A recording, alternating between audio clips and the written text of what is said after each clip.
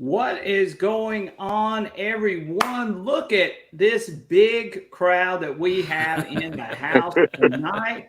We have got NC Relic Hunter over here. We got my man Wisco Detect down here on the bottom. And we got that guy down there. That's hard for me to point. Mr. Calabash Digger. This is going to be a jam-packed full show of just pure metal detecting goodness. Guys, thank each and every one of you for being here tonight. This is going to be awesome, and I so appreciate everyone being here. It's New Year's Eve night. We've got a great crowd in here. We got 26 people already in here, and they are going to pile in to see the knowledge and the information and all of the great fun that we're going to have on this live stream tonight. And I so appreciate each and every one of you guys being in here tonight. And we've got a lot of people in here. Let's give some shout outs real quick. And we're going to shout out to Mr. Metal Detecting with the CZ Kid. So happy to have him in here. He was on a couple of live streams earlier that I saw tonight. Delco Detective's on here with us. Alabama Digger is on here with us. He said he's deep cleaning his house. Hope I'm done in time for it's his New Year's tradition. Of course, Michael's on here with us. Mr. Damian Thorne is in here with us tonight. Mr. Chris is in here with us. Let's see here. We got Mr. Ricky Bennett. Happy New Year to Ricky as well. Border Drufflin, is that how you say it? Is that what it looks like? Is that what it looks like, guys? Yeah, Border Druffin. Yeah, Border Drufflin. Yeah. Yes, glad to have him in here, Mr. Delco Detecting, NC Lost Relic Recovery, Tesh Ridge Digger, glad to have him in here, Workman's Adventure, and we got some finds that we're going to share with you guys in just a few minutes. Don't Tread on Me Metal Detecting's in here with us. Miss Sunny Coley is in here with us tonight. Sniff It Out is in here with us. Digging Daryl, I sent you an invite to be in here with us tonight, but we lost you. So maybe you can come on the next one. But Digging Daryl's in here. Surfside Dan, who I hunted with on Friday. We had a great time. Mr. Matthew McCann is in here with us. James Bazell, always James is a great supporter of my channel and Calabash's channel. We so appreciate James. Yes, we do. Appreciate it very much. Yes, he's always in here. Mr. Blasted Cat is on here. And Blasted Cat says it's the Wisco t-shirt guy. Hey, Gary, will you cut that heat off? There you go. Mr. William You Blasted Cat. Yes. Mr. William Birch is in here and Mr. James Lettner. All of these guys have left comments. We got 35 in here right now, and we are rocking and rolling on New Year's Eve night, and I'm so excited to have each and every one of these guys in here. Mr. Dwayne Cron is in the house too. The boys are together. We got a full crowd. How about it, Calabash? I just got a question. Sure. I'm just here to see what you're giving away tonight. What are you giving away? We're going to be giving away all kind of stuff, Calabash. Okay. Just hang tight. I want to see the giveaway, man. It's New Year's Eve night. We're going to have something special for everyone on here. I got you. So this is going to be a jam-packed show. We've got so much stuff going on tonight. And again, I'm super excited to have all of these guys in here with me tonight. We wanted to bring something special for New Year's. I can't think of anything more special than to have one of my number one friends over here on the side, Mr. NC Relic Hunter, and then another one of my number one friends, Mr. Calabash Digger, and then one of my greatest supporters, Mr. Wisco Detect. And I appreciate Wisco. I want to give him a shout out too, because he's a moderator on my channel, and he does a very good job of keeping the no BS crap out of there. That's right. I appreciate it very much. I appreciate it. And he's a moderator for me too, Calabash, and he has done awesome. So I really appreciate him taking his time on New Year's Eve night to be with us, and this is going to be great. And we've also got, Calabash, you're not going to believe this, Mr. Lance McElwain's on here. Glad to have Oh, bring him on in. Yeah, we need Lance on here one night. Lance was upset about that Rudis controversy I've been through last week. I know he was. He I come for my saw him. defense, son. He said, I'm fixing to make a video and show them boys over there across the pond what old Calabash and us boys is about here in the United States about this metal detector testing. That's true. That's true. Look, this is the winner. I mean, she wins every single thing that we do. Miss Aggie. In here what kind of rig drawing system you got going on over here? She is the luckiest person in the world. You need the old hat drawing it like I got, man. I've got the little spin wheel thing. I know you fancy, man. You're fancy over here on this thing, man. Yeah. Alabama Digger's in the house. We're so glad to have Alabama Digger, great supporter of our channel, both of our channels, and we are super excited to have him. Surfside Dan is in the house. What's going on, Surfside? Mr. Flyrock, Joel, and you can see Joel's contact information. Guys, if you are looking for a machine or you're looking for an accessory or something to go along with your machine, you need to contact Joel. He's Flyrock2 on here, but you see his information scrolling across the bottom of the screen. Joel is an awesome and amazing guy. He'll take care of you, and he'll make sure that you get what you need. So definitely, if you're looking for something, you want to get a new pinpointer, you want to get a new metal detector, Joel is the guy that you need to go with. And thank you, Joel, for the super sticker, as always. And Aggie says to Dan, she said, "You're most welcome, Dan. I'll be getting with you soon to let you know when I'll be down your way." So Dan and Aggie are actually going out on the beach and going metal detecting. So that should be interesting. And Aggie was so nice enough to give Dan a knife from last week, Calabash. How about that? That's pretty cool, man. I like that. I seen that XP knife that you gave away. That was a really nice knife. Right. And look, Calabash, I got one of those that I'm going to give away tonight too. Oh man, that's nice. That's on really the nice. live stream. So we're going to be giving away a knife too. We're going to give away some other things too. Teach, let me throw this in there. I got to show you, and remind me when we do a live stream on mine next time. I want to show the knife that Carolina Digger made for me out of a spike we found off a colonial site. So he got this tool for Christmas, and he took the spike, and this thing is like razor sharp, and he's molded it. Still got the spike on the end, but don't let me forget to show that next time. It'll be interesting. Definitely. Detective Two Guns is in here with us tonight. Glad to have him. Carson Chris is in here with us tonight. Calabash, we all know Carson Chris. Yeah, man. What's going on, man? Oh, yeah. We are super excited. We got almost 40 people in here tonight. So we've got a jam-packed show. And I've got a couple of videos that I'm going to show.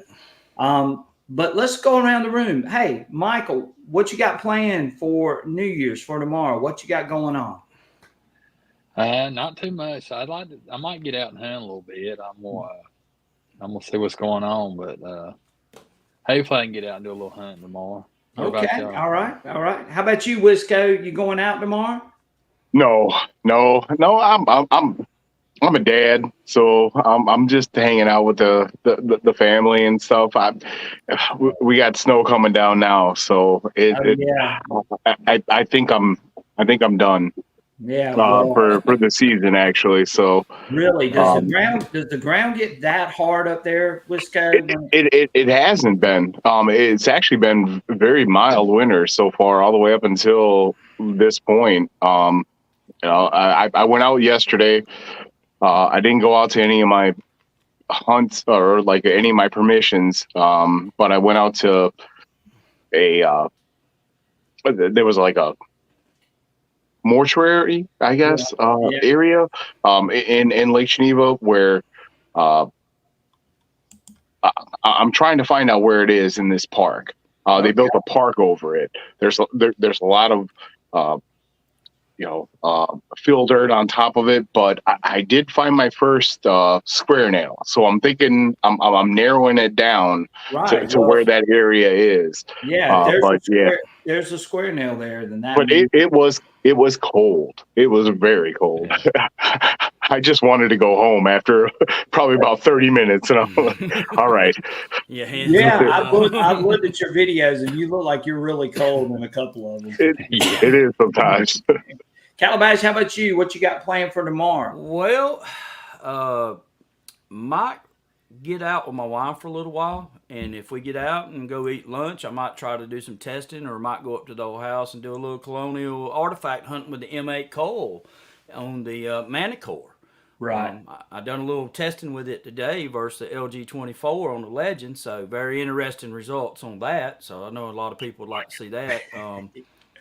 But yeah, just gonna get out, and whatever we do tomorrow, probably be some kind of detecting it, unless she bans me from anything metal detecting tomorrow. But we'll see how it goes. I was pretty impressed with that LG24. That was on that test you done. I mean, Yeah, it performed really good.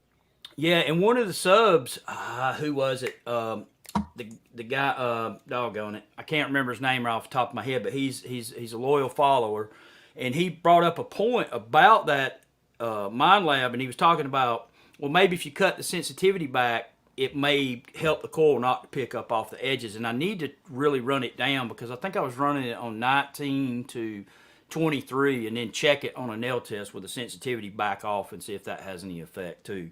So We'll see how that goes. Well, that LG24 coil, Calabash, on that test really performed really well.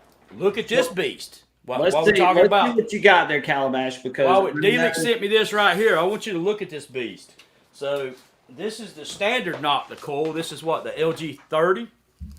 Right. And this is the beast. Right. Yeah.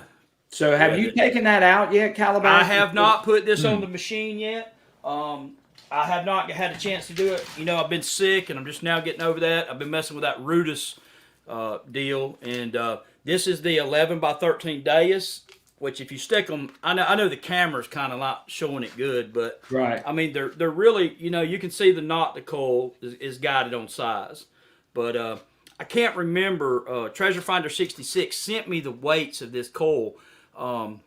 And he said that the Mind Lab M15 coil is 2 ounces lighter than this coil, and for the Manticore. So I don't know exactly what the weights are, but maybe we'll get that on the next live stream that we do. We'll get the coils weighed out. Yeah, I'd like to see that for sure.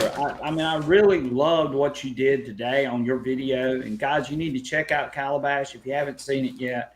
He did the LG24 versus the Manticore M8. Which I thought was a fantastic test. Calabash, sort of give them a brief summary of that video. I'm gonna show a clip in just a minute. The M8 coil had something very peculiar about it in the testing, and I had seen some different things. I never was a fan of the 6-inch coil with the Equinox, because I don't know how many of you guys have done this, but when you take nail test. And yes, you can set up a elliptical coil with big iron on the outside, and it will get around some of the big iron where like a 9-inch round coil won't, or 11-inch coil.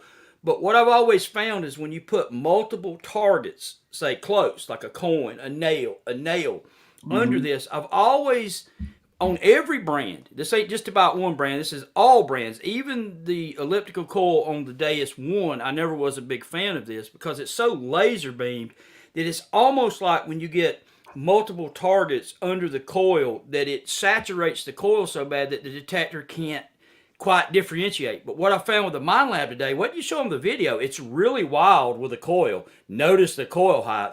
But the LG24 on that particular test on the Legend actually performed better than the Manticore, which was pretty surprising. Calabash, my question is, don't you think that the LG24, because of the shape of it, the elliptical shape of it, might give it a little more of an advantage over the Manticore? Well, look at the Manticore. It seems like it's a little bit longer.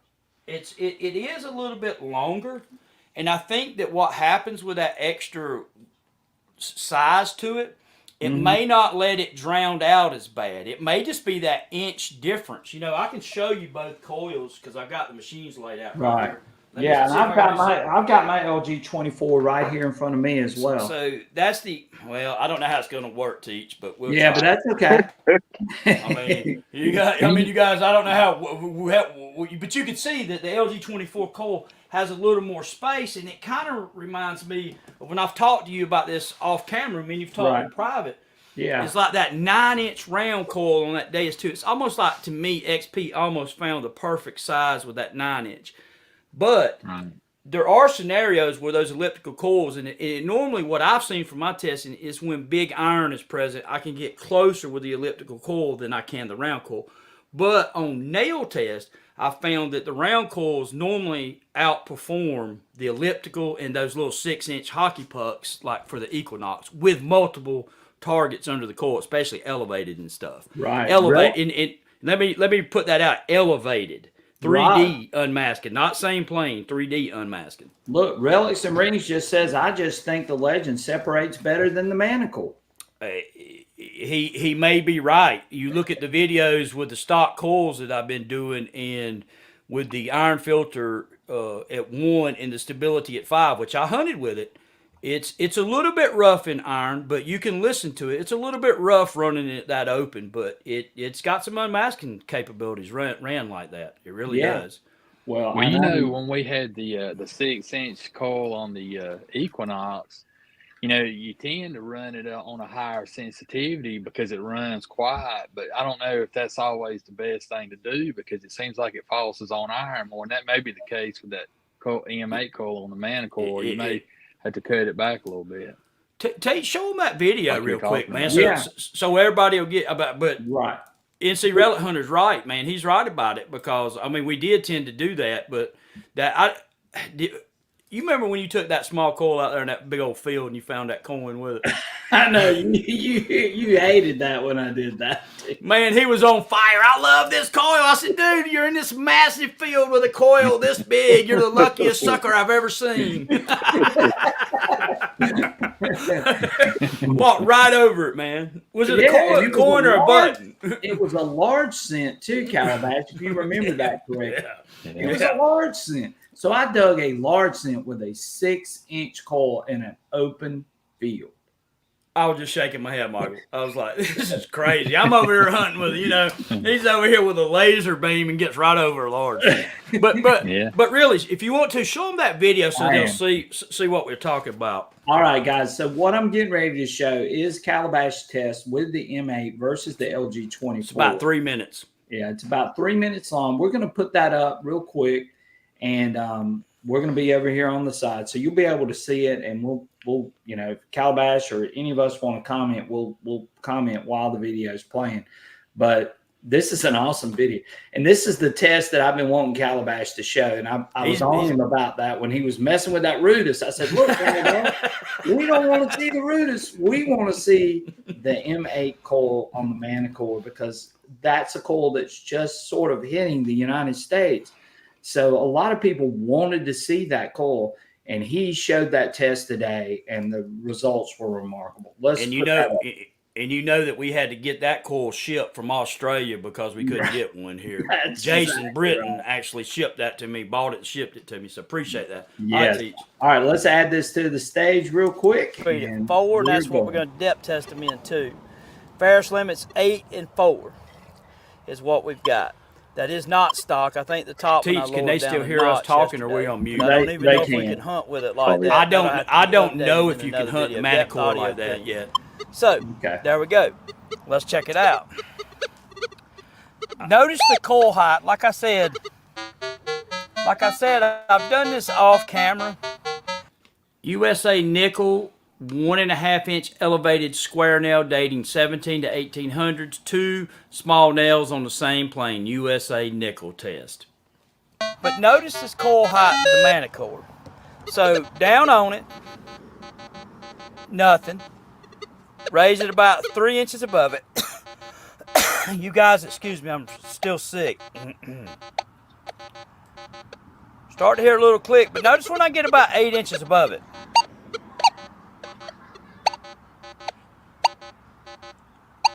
So it's hitting it above it. Well, it gets better. Watch. So this is very strange. At, I don't know, say almost 10 inches above it, it'll hit the nickel. 5 inches above it, the nickel is gone. I don't know what to make of that, guys. It's not false. And it's not false, and I've taken the nickel out off camera. There you go. Down on it, it's gone. So I'm going to let you rattle that around in your brain a little bit, and I'm going to get the Legend out. My camera like that. but give me just a minute. See if we can get it to focus here. Here comes the Yeah, we see legend. the test good. So just we're doing noise cancel, but we're on recovery speed of 4. I'll show you the iron filter stability, no rejection, none of that. So we're just at pitch tones. Let's get the tone break and make sure we're at 10. Yep, tone break's 10, so we're good there. Let's go back over. And let's I just think do I some had it noise on cancel. 19, All right, William. I stay think that's tuned. what I had it Noise on. cancel, 19 and, on the Manticore. We'll see what the Wow. legend does on it. Let me make sure I I think got is the what mic it running was. for the I legend. changed it on the depth Yep, test. so I it's think just it's noise 19. cancel. Now, we're going to start off down on it. And both detectors cannot, it drowns the coil out. Watch, down on it. Okay, lift it just a little bit, 2 inches above it. Smoking that 3 nickel inches in. above it. Wow. 4 inches Wow. above it. That's 5, just crazy. 6, 7. All right, that was it. Wow. Yeah.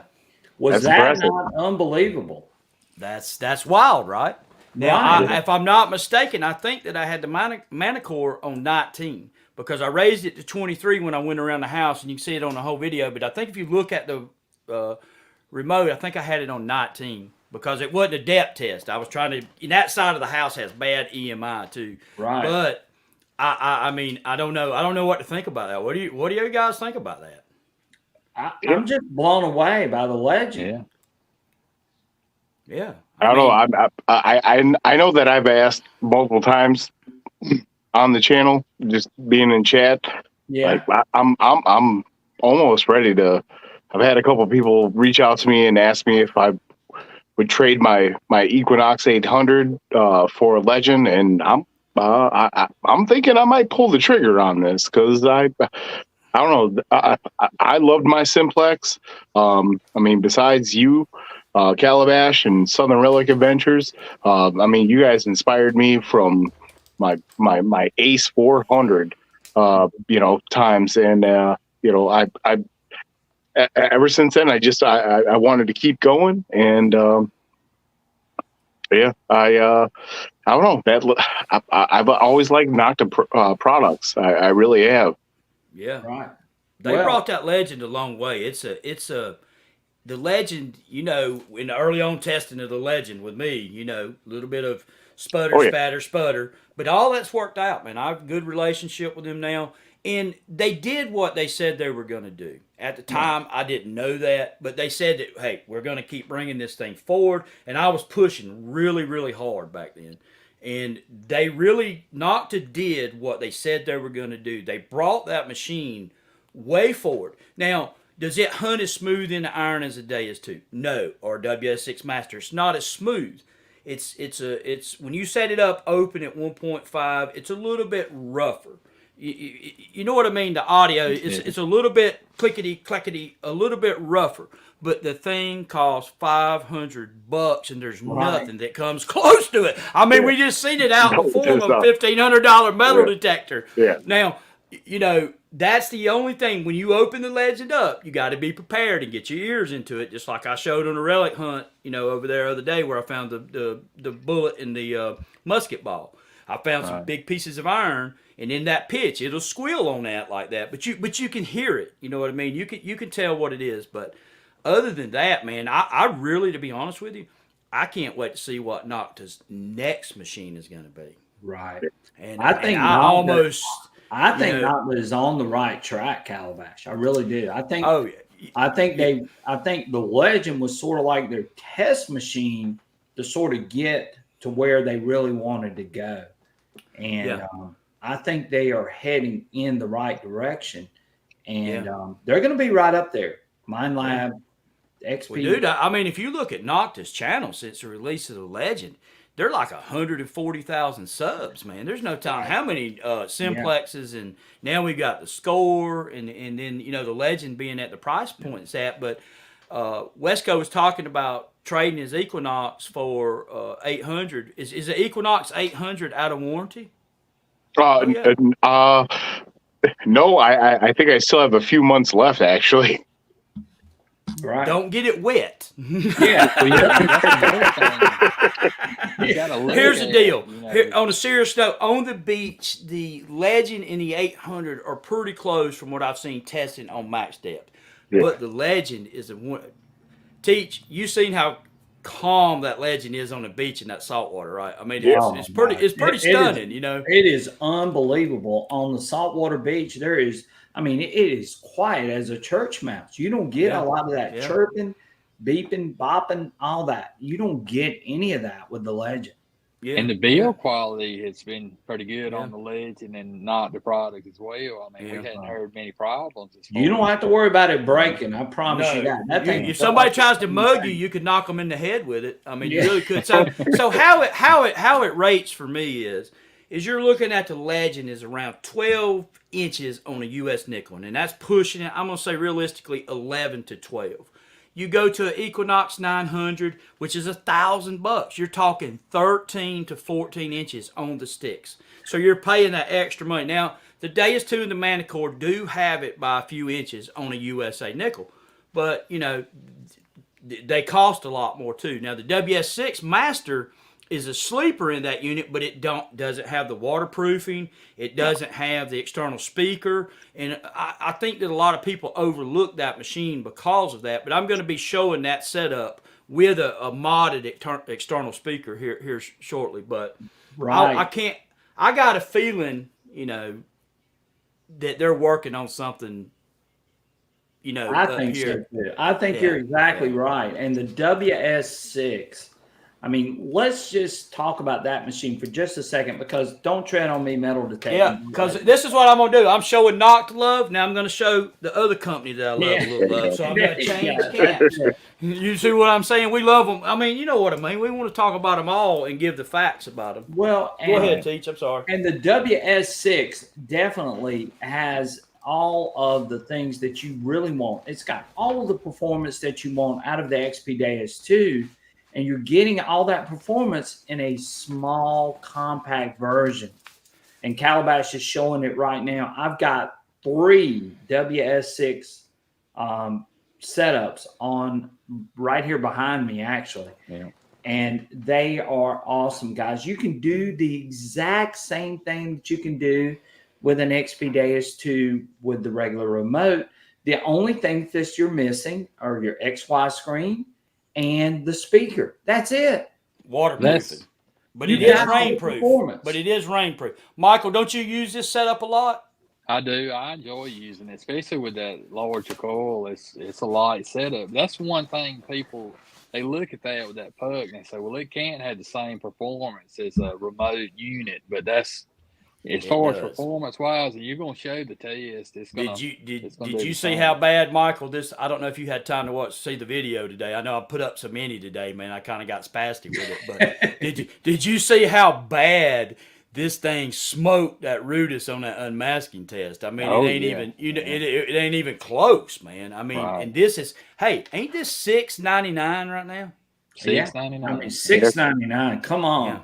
$6.99. But I told performance. I told XP this the other day. I said, you know, this is one mistake that I told the Philippe at XP. I said, you know, I want to show this more because I feel like that XP is not really, from the detecting community, this one has been kind of overlooked a little bit. And I think it's what Michael was saying about looking at this puck and going, because I still, of all the videos I did, and I said where it's the same performance, I still get people asking me in the comments, does that thing perform exactly the same? Does, you know, Michael, like what you were talking about, I think it's the look. Yeah. But basically, when I use it, I hit the 2 buttons and bring the big numbers up on it, and that's all I look at on the remote anyway. Because I always run the big numbers on it. It's the same size numbers on this as what shows up on the remote. Right. I mean, you know, why wouldn't you go with that machine? If you wanted to go a little bit cheaper than the regular RC, why wouldn't you go with the WS6? If you're not going in the water, why wouldn't you go with the WS6? Right. I mean, that's a good question. You need. I think that it's just the look. I think that the look throws some people off because it's not that big remote. You know, that's what I think it is. I'm with Michael on that because I know I've had. You know, I mean, you know, when people look at this, you know, I mean, and then they look at that. Yeah. And they go, I don't know about that, but it's the same, guys. The way XP is designed, I believe, a lot of the brains are in the coils too. I know that the remote's processing stuff like that, but the way they got it fixed. Well, look here at Carson Chris. He says, I use both Deus 2 versions. I found an 1853 seated dime yesterday with the WS6. It's the same performance. Why wouldn't you get a WS6 for $699? Why wouldn't you do that? So Teach, I'm going to make a series of videos. When I get that external speaker rigged up, I'm going to take a Deus 2 full remote with a 9-inch coil and the Deus WS6 or the WS6 Master, and I'm going to run them over the same gold coin nail test, the same depth test, and just put them head to head and just put it out there and show it one more time, because I feel like that's one that's been not shown as much love as it really deserves. It's $699. It deserves some love. This thing is hitting a 14 to 15 inch nickel in the wet salt sand. There you go, Calabash. Look what Rick Robinson just said. Yeah. I found 2 grams of 22 karat gold today with the WS6 and a 925 ring. Wow. Rick, the only thing I found today was my chloroseptic throat lounges because my throat was hurting, man. So, congrats. You had a way better day than I did, dude. Metal Detecting with CZ Kid says, I got an Xterra Pro coming too. Be a nice backup to the XP Deus 2. I'm telling you, the Xterra Pro is a great machine. For $269 or $259 or whatever you can get it for, it's an awesome machine. Yes, it is. It is. And let me go ahead and put this out there, because I had a spat with one of the Xterra Pro users over on my channel. 10 inches in the wet salt sand on a USA nickel is the cutoff for the Xterra Pro, set up in usable, huntable conditions. Yeah, there you go. Well, think about it. Think about it, guys. When we started out, most of us started out with, maybe a Garrett A series. I know Wesco said he had the 400. I had a 250. I had a 150. One time you had a 150.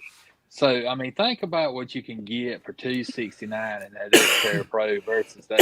If we had that when we started out, we'd be in business. Yeah, definitely. Did you guys see the depth test I did with the small coil with a $199 simplex hitting a 12-inch coin with the same size LG 24 coil on the simplex 199 version?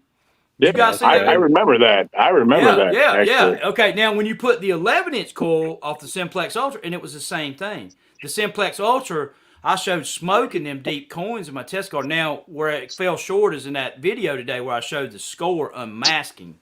I showed the score unmasking better, but that's the Simplex Ultra. People say, well, what are you getting going from Simplex Ultra to the score? You are getting world-class unmasking in the score and double score. Right.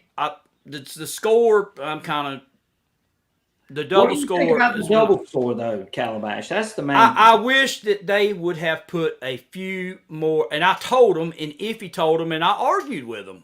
I'm just laying it out there. I argued with them about it. I said, you need to put a few more features on it because you've got an Xterra Pro, flying around out here.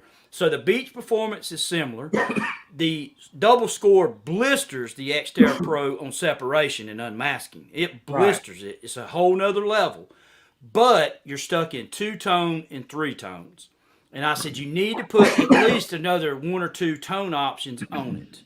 And we'll see how that goes, but we know that if enough people get on here and talk about it and complain, that it'll get done. We know that company will move. So Carson Chris just brought up a good question. Can you save custom programs on the WS6? And the answer is yes, you can. Yes. You can only save 12 programs, 1 for each program. Right. And Wisco, you want to talk, so tell us what you... No. I was just agreeing with you. I was going to say it's just 1 per program. Right. And that's, that's the only, down. I don't want to say it's a downfall at all because, a lot of metal detectors, you can't even do that. Yeah, you can't even do that. Exactly. And we're talking about a small puck. We're talking about something like the size of a stop. It's like this big. Yeah, I know. Yep, there you go. Yeah, Calabash just held his up. I was gonna show it, but I've got all kinds of crap going. Let me just cut the sensitivity way down on it, and I'll show you what it looks like on a save program. I think you did a full video on this, Oh didn't you, yeah, T? I did a full video. You guys that are interested in the WS6, I showed how to notch on the WS6. See the little person beside the program? That's Can exactly you guys see right. that? That's your Right. custom program. The stock program will look like this. Well, it's still picking up crap, but there it is right there. Yeah. Okay. But yeah, sorry guys, I didn't mean to interrupt y'all. No, you're perfect. So I did a full thing on how to notch on the WS6 because a lot of people were wanting to know, hey, I don't know how to do that. And I'm going to be honest with you. The manual doesn't really go through and tell you how to notch on the WS6. So they don't tell you that you've got to hit that plus button twice on that manual. And of course, I showed that in the video. So if you haven't seen that video, go check it out if you got a WS6, because I think you'll find that to be very informative. I went through the whole process of how to go through and notch all 3 segments of notch in the WS6. So again, go check that out. I think you will find that to be very informative if you have the WS6.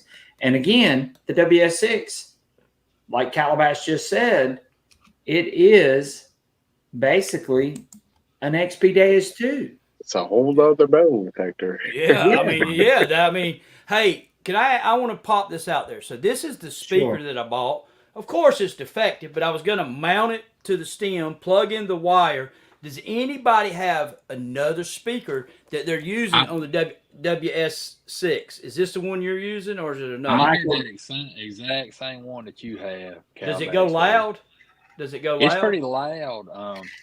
But I started to order. They make a little speaker, round one, and it mounts to bicycle handlebars, and it would actually mount on your shaft. It's a little round one. I thought about ordering that. Well, this one's defect. It won't go. You can just barely hear it whispering when you plug it in, and you try to cut the volume up so it won't go. So I'm going to return this one, and if you order that other one, let me know. But I seen somebody over here was talking about they had something plugged in, low latency. Rick does, and then Blasted Cat had a question up there, Teach, and I don't know what the battery life specs are on the WS6 versus the Master.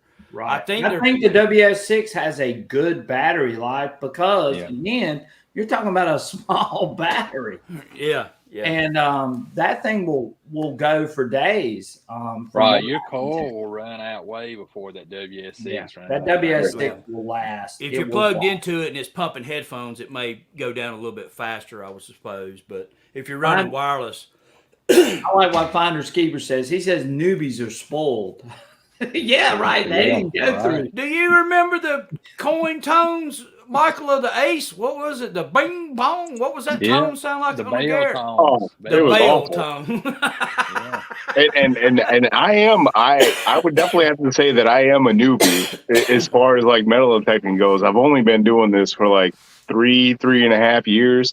My son's like, hey, Dad, maybe you should get a metal detector. Yeah. You know, and I'm like, I would love to get a hobby.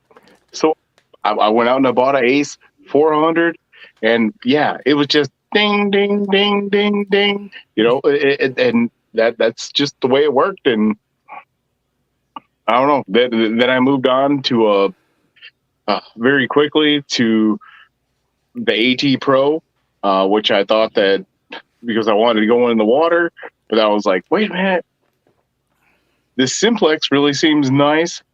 Then I went with the Simplex, and then I got the Nox 800, and then as soon as I almost got like the Nox 800, then the Deus 2 came out, and I pre-ordered that one, and I really haven't looked back ever since. Like I'm hooked. Well, I want to say something, Teach. I don't like this newbie terminology because I'm going to tell you something. I don't think you're a newbie. I think you're a pro. I think you understand these machines, and I don't like when old timers try to use how long somebody's been metal detecting to determine whether they're a newbie or not. That's I'm going a to tell great you a little point, story. Calabash. At 3 years of metal detecting, I was setting up the guys' detectors that had been metal detecting 30 Yeah. years. I don't like Right. that. I don't. You're not a newbie, dude. You're a pro, in my opinion, man. Thank you. I'm just letting I you know appreciate how it, to do it. Calabash. I And appreciate it very I much. don't like that newbie terminology because a lot of people that try to use their. I've been doing this 20 years. Well, I'm going to tell you something. I don't care. A detector that's 20 years ago, if you were an expert with it, has nothing to do with what's going on today in 2024 with this modern tech. Yeah, there may be some similarities. You may know how you sweep and all that, but that's just me. I'm kind of my pet peeve about that, dude. I think you're a Yeah. pro, No. man. We're going to sit. Oh, and look, I'm not a tightwad like Teach. I'm going to send Oh shit. him. I've got to send him a pro shirt to wear, man. So you There take you that, go. Teach. You kind of undercut me, dude. I just had to do it, man. I had to do it. You got one on the way, dude. Wisco knows that I love him. He's an awesome dude. He's been amazing for your channel and my channel. Yes, and he has. I loved watching. Michael and I tuned in for his live stream the other night. You guys did. The other day. That was And, cool. Yeah, and we enjoyed watching you go through that process. And Michael, tell them about it. It was really good, wasn't it? Yeah, it really was. I enjoyed watching it, and like the most of the places you hunt West Coast, is it old houses, parks, old school Yep. houses? What do you like to Yeah, hunt most? there's some of the earliest like houses and schools in the state of Wisconsin. Like just as we were becoming like an actual state, not a territory.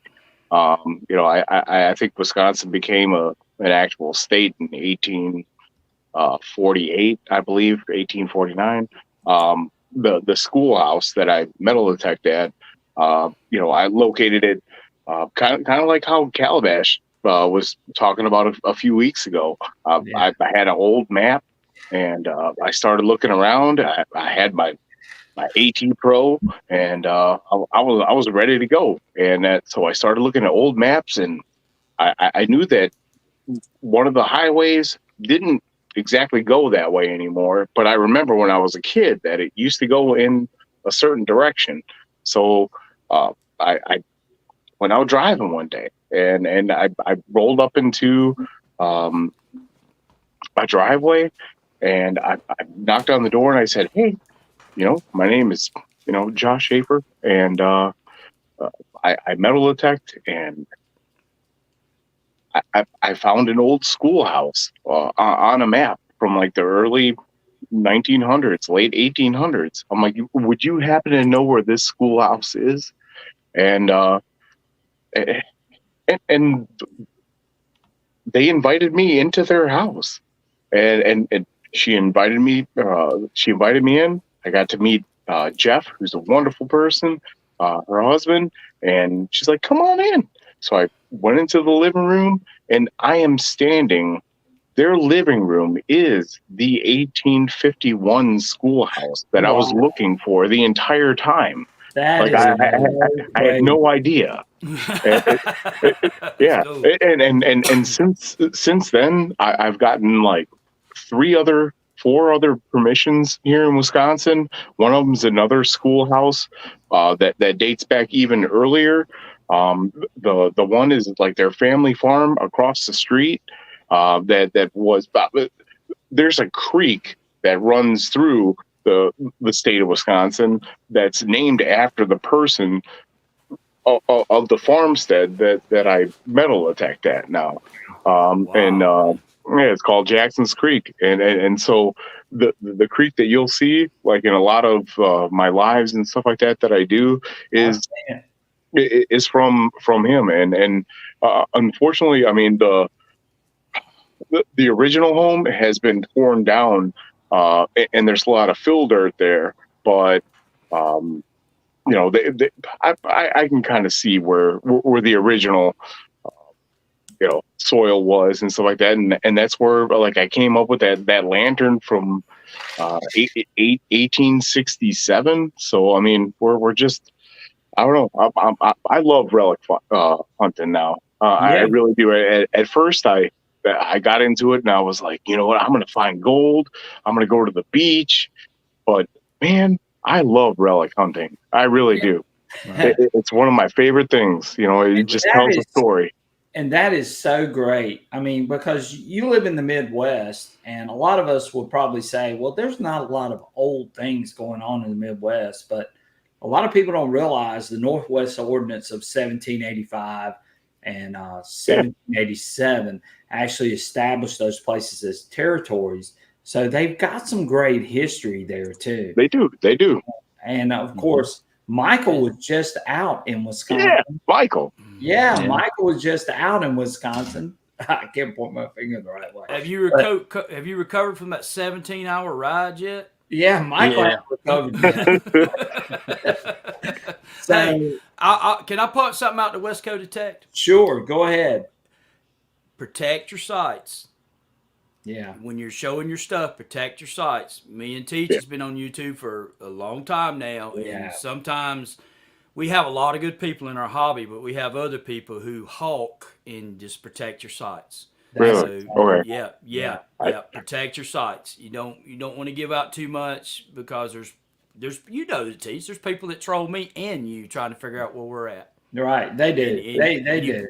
And you pull up, and then the next thing you know, there's 3 dudes detecting on your prime location that you found and got permission for. So it's just a word of caution. It took me 3 years at metal detecting at that school house that I found on a map in order for them to even allow me to go across the street to their family's farmstead that had been passed down.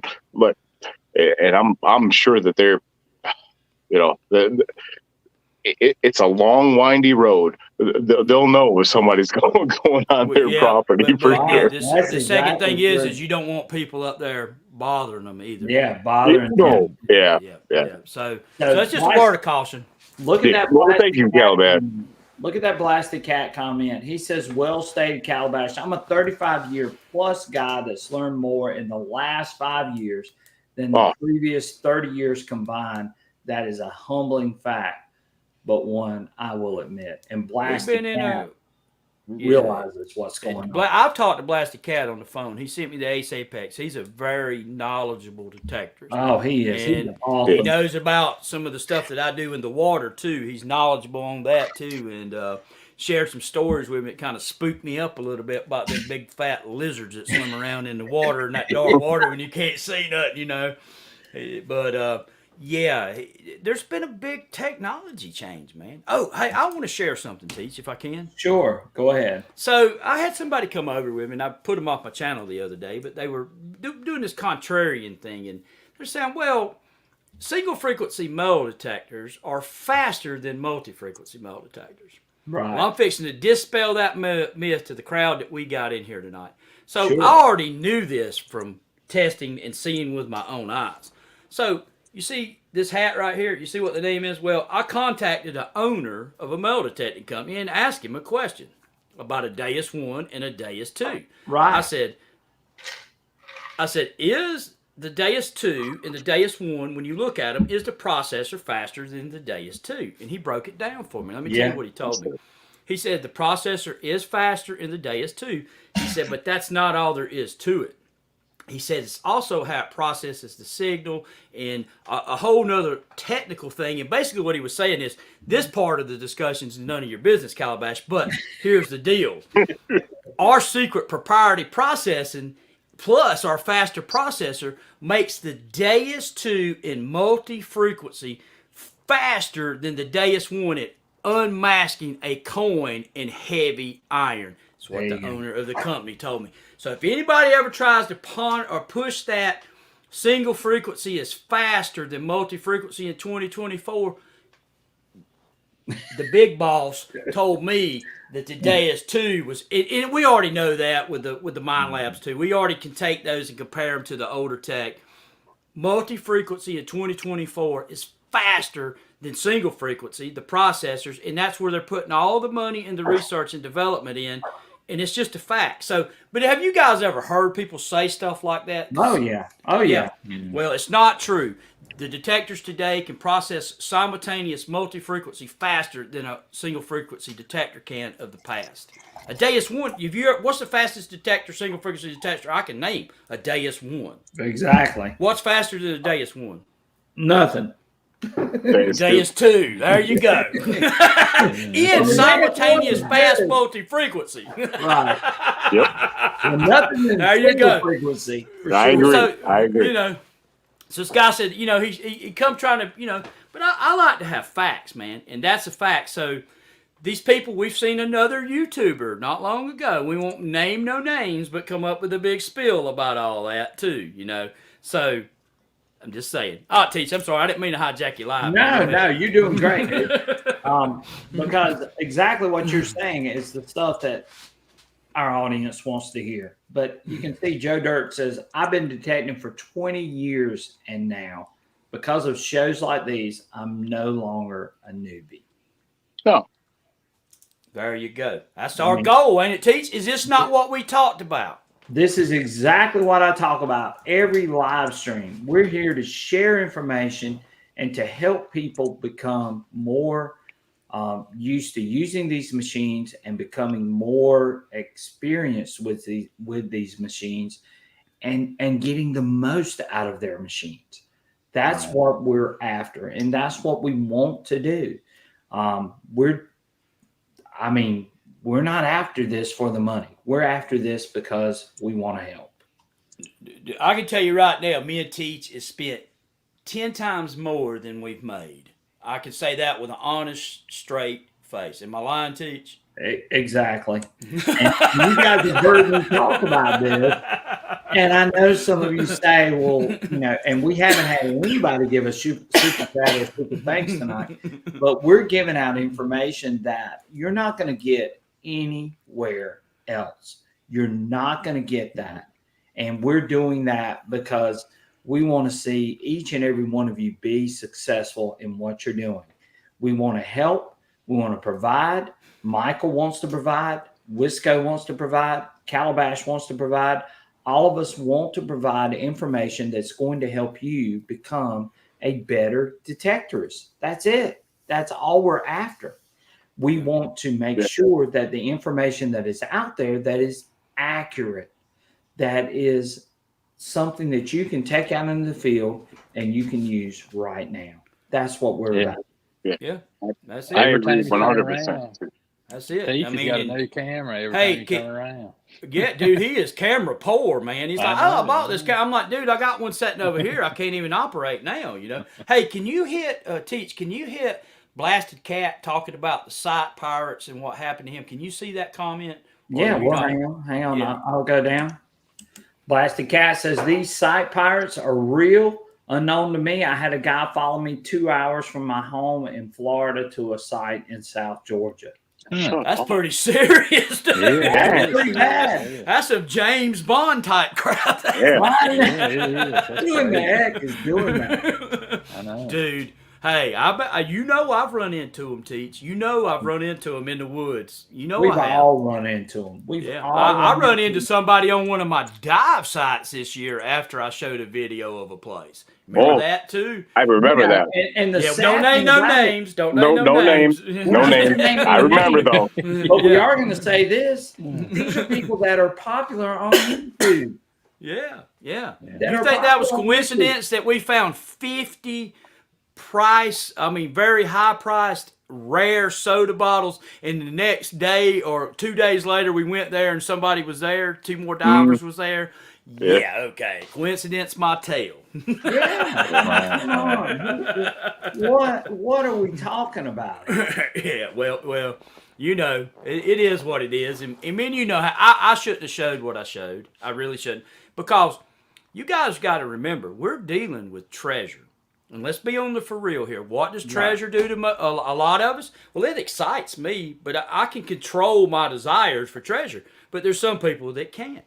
Look at the gold rush. Look at some of the pirate treasures that's been found off the coast. They're out there guarding it with guns because other people are hawking around. So we got to remember, when you pull a silver coin out, or an antique bottle, or a Revolutionary War button, or a Civil War button, this is, you know, it sparks emotions in people. So That's just my thought on it, man. You know, Exactly. and some people can't handle that greed bug. Right. Right. You've We got got right Ethan now here. in this live stream, just like Fly Rock said, you've got probably 4 of the most experienced metal detectors and guys that are most up to date in the hobby right now with Calabash, Michael, and Wisco. We all are very familiar with these machines. Calabash and I are using different machines. Yeah. I've got access right now to the Equinox 900. I'm going to have access to the Manticore with the M8 coil. I've got the Xterra Pro. I've got the Legend. I've got all of these machines, and Calabash does too. We're providing you with the most information that you're probably going to find on YouTube right now, without a shadow of a doubt. You have got the 4 most experienced people with these machines, and we're going to be providing that information for you. You need to join in with us. We're on a quest to basically share as much information as we can share with everyone on YouTube, and everyone on here has the same goal as myself, Calabash, Michael, and Wisco. We want to help you guys out, to help you find out what's going to be the best things that you can use to take out in the field and be successful. That's all we're about at this point. Yeah. So And thank you, everyone. Let's plug your membership a minute, Teach. You know, that helps. Teach has a private membership on YouTube, and that income helps. I mean, it does. It costs a lot of money to do this, and not only does that, it takes a lot of time. And I've talked about this a few times. Can I plug my website real quick? Yeah, go ahead, dude. Go ahead, definitely. So I'm starting a website, and it's going to I'm going to take information. I'm still going to do my YouTube thing, but I'm going to take some things like research and how I research, and that's going to be behind a membership wall. I've never taught about that on YouTube, and I want to bring that to my, supporters and members that have supported me, and I'm going to teach in detail about that and show some different things about detecting the ins and outs, and some things that I don't show on YouTube. But the goal is to get this to where at least we break even. We're I don't know how much Teach talk. I don't like talking about money on YouTube. No, I really I don't really but, talk about it that much either. But I'm going to stick it out there just a little bit since I'm on here with you. That man has spent a lot of his money to get his content good. Same thing with me. We're trying to make better content, more informative content, and the support really, really helps. And it really helps with the missus, because she's like, what are you spending all that money for, and you ain't got none covering it coming back in? Right. So that's just my spiel on that, but I appreciate everybody that supported me, everybody that supported Teach. I appreciate all the support, and whether it's financial or just an uplifting comment when I get bashed by some companies for showing that their preset programs on their metal detector really ain't too hot. So thanks, guys. It is sometimes. It is an expensive hobby sometimes. I mean, I try to justify it all the time to, my wife, and I'm like, babe, for Christmas, so I got one of those new holders. I know both of you have them. P-core. Right. Where you like slide it in and then you screw it in on the tops. Yeah, the P-core. He's talking about the He's talking about the control unit. The control box holder. Yeah. Well, because I started not scuba diving, but diving a little bit, knocking it off more. Yep. So I got the one where the bottom of it drains out now, and like the new redesign, and I feel bad because I forget the person that makes that.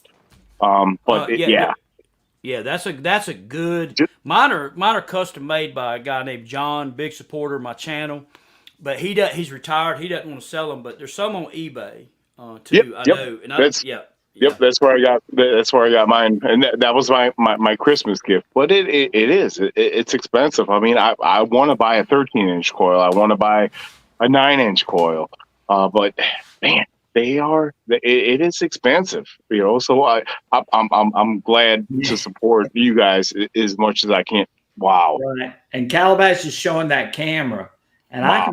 I can pull up one not expensive, not as expensive as his, but I do have one that's very expensive, as well as the camera that you're seeing me on right now. Yeah, cameras are more expensive than metal detectors. You're looking at in my hands, you're looking at $5,000.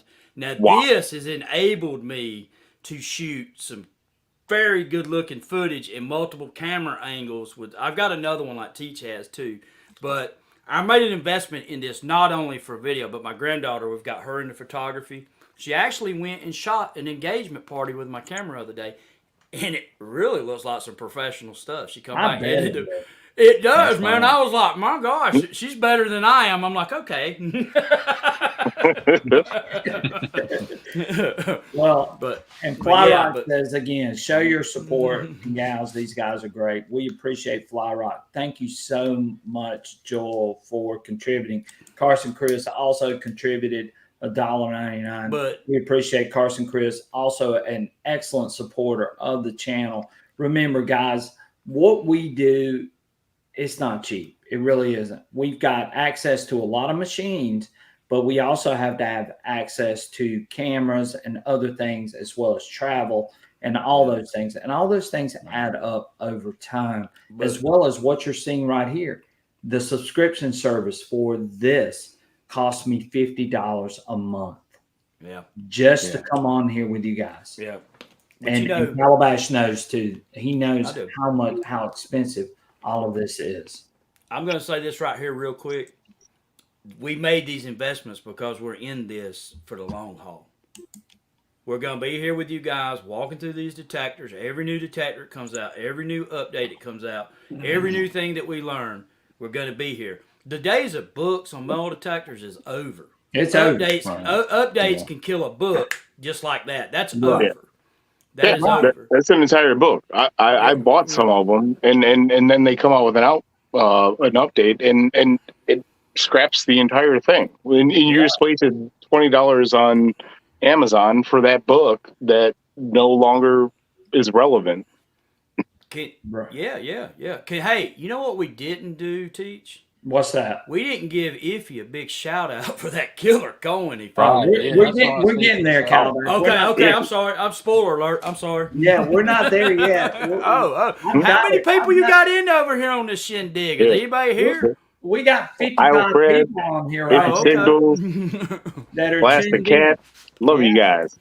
We've got a lot of people in here, and these guys that are on here tonight are just super supporters of my channel, your channel. Yes. And of course, they love Wisco, they love Michael, and they want to hear all that we have to say. But I'm going to share Iffy's in just a second. But again, I wanted to bring up Ohio Fred. Ohio Fred asked a great question the other day, and I immediately went out and made a video for Ohio Fred. He wanted to know, how can I set up notch on my WS6? And I went out in there and did that immediately for Ohio Fred. A little more tedious than the remote, ain't it? It's a little more tedious. It's a lot more tedious. So when you get it set, you need to save that program, and then you don't have to do it again. Right. You don't have to worry with it again. Yeah. But it was, I went through it and I did that because, again, I want to make sure that the viewers of our channels are people that get the information that they need and they get the support that they need. And, you know, maybe they're not getting it from XP, or maybe they're not getting it from MindLab, or maybe they're not getting it from Nocta. But all of us in this group right now can provide them with that information. And that's what we're here for. We're here to we also have something as a community too, is we can change metal detectors.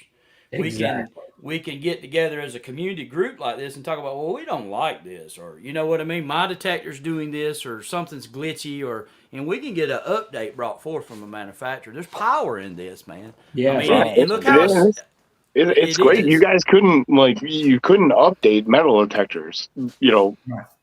not that Deus. long ago. Like, XP Deus was the first ones to bring that. yeah. Right. Yeah. Right. Delco Detecting, we appreciate the support. Thank you so much tonight. If he is in the house, if he says, hey, Bells, and we're going to show That's a you. lucky. That's Hey, a Bells. lucky joker, man. That's I a lucky know. sucker today. I know he's flying high today, man. Right. Hey, Yeah, he Arthur- finds a Spanish real on the last day of the year. Yeah. That's what I told him. I said, you starting a year off, and I said, well, technically, you're finishing the year up. Right. Right. Arthur Ridehouse says Happy New Year from over the pond. So he's over, I'm assuming, in Europe or UK, wherever. Happy New Year, Arthur. Yes, we're so excited to have people in here. And we've got so many. William Birch says, don't be afraid of trying different settings on any machine. The best way to learn your machine is to change those settings. He's exactly right. Teach, I'm out of here.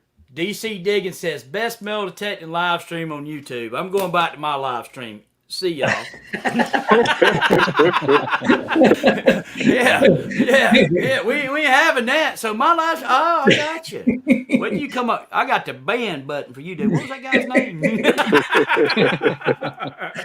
Dwayne Crum is on here, $10 tonight. Thank you so much. Deus 2 wireless earbuds. Dwayne's an awesome supporter of the channel.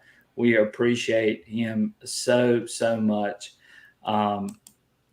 Relics and Rings says, take us to the gold. Joel is, of course, is a great supporter of our channel. Love the notch video for the WS6. Thanks, Teach. And that's why I did it, because I knew that there were some people out there that were struggling with it. Relics and Rings says, I hunt the Elko area sometimes too. So again, glad to share that. The teacher has a big following, Mr. Calabash. Yeah, I hear that, Lance. I'm just a nobody over here, man. I ain't coming back over here, dude. I'm not putting up with this crap. No, Calabash. We are I'm gonna go over there. I'm gonna go over there where I'm the star of my own show. I got you. We are so excited. Shine Stealers over here. Lance McElwain says the Legend user manual is already obsolete, and that's just what Calabash and I. Yeah, just he's talked right.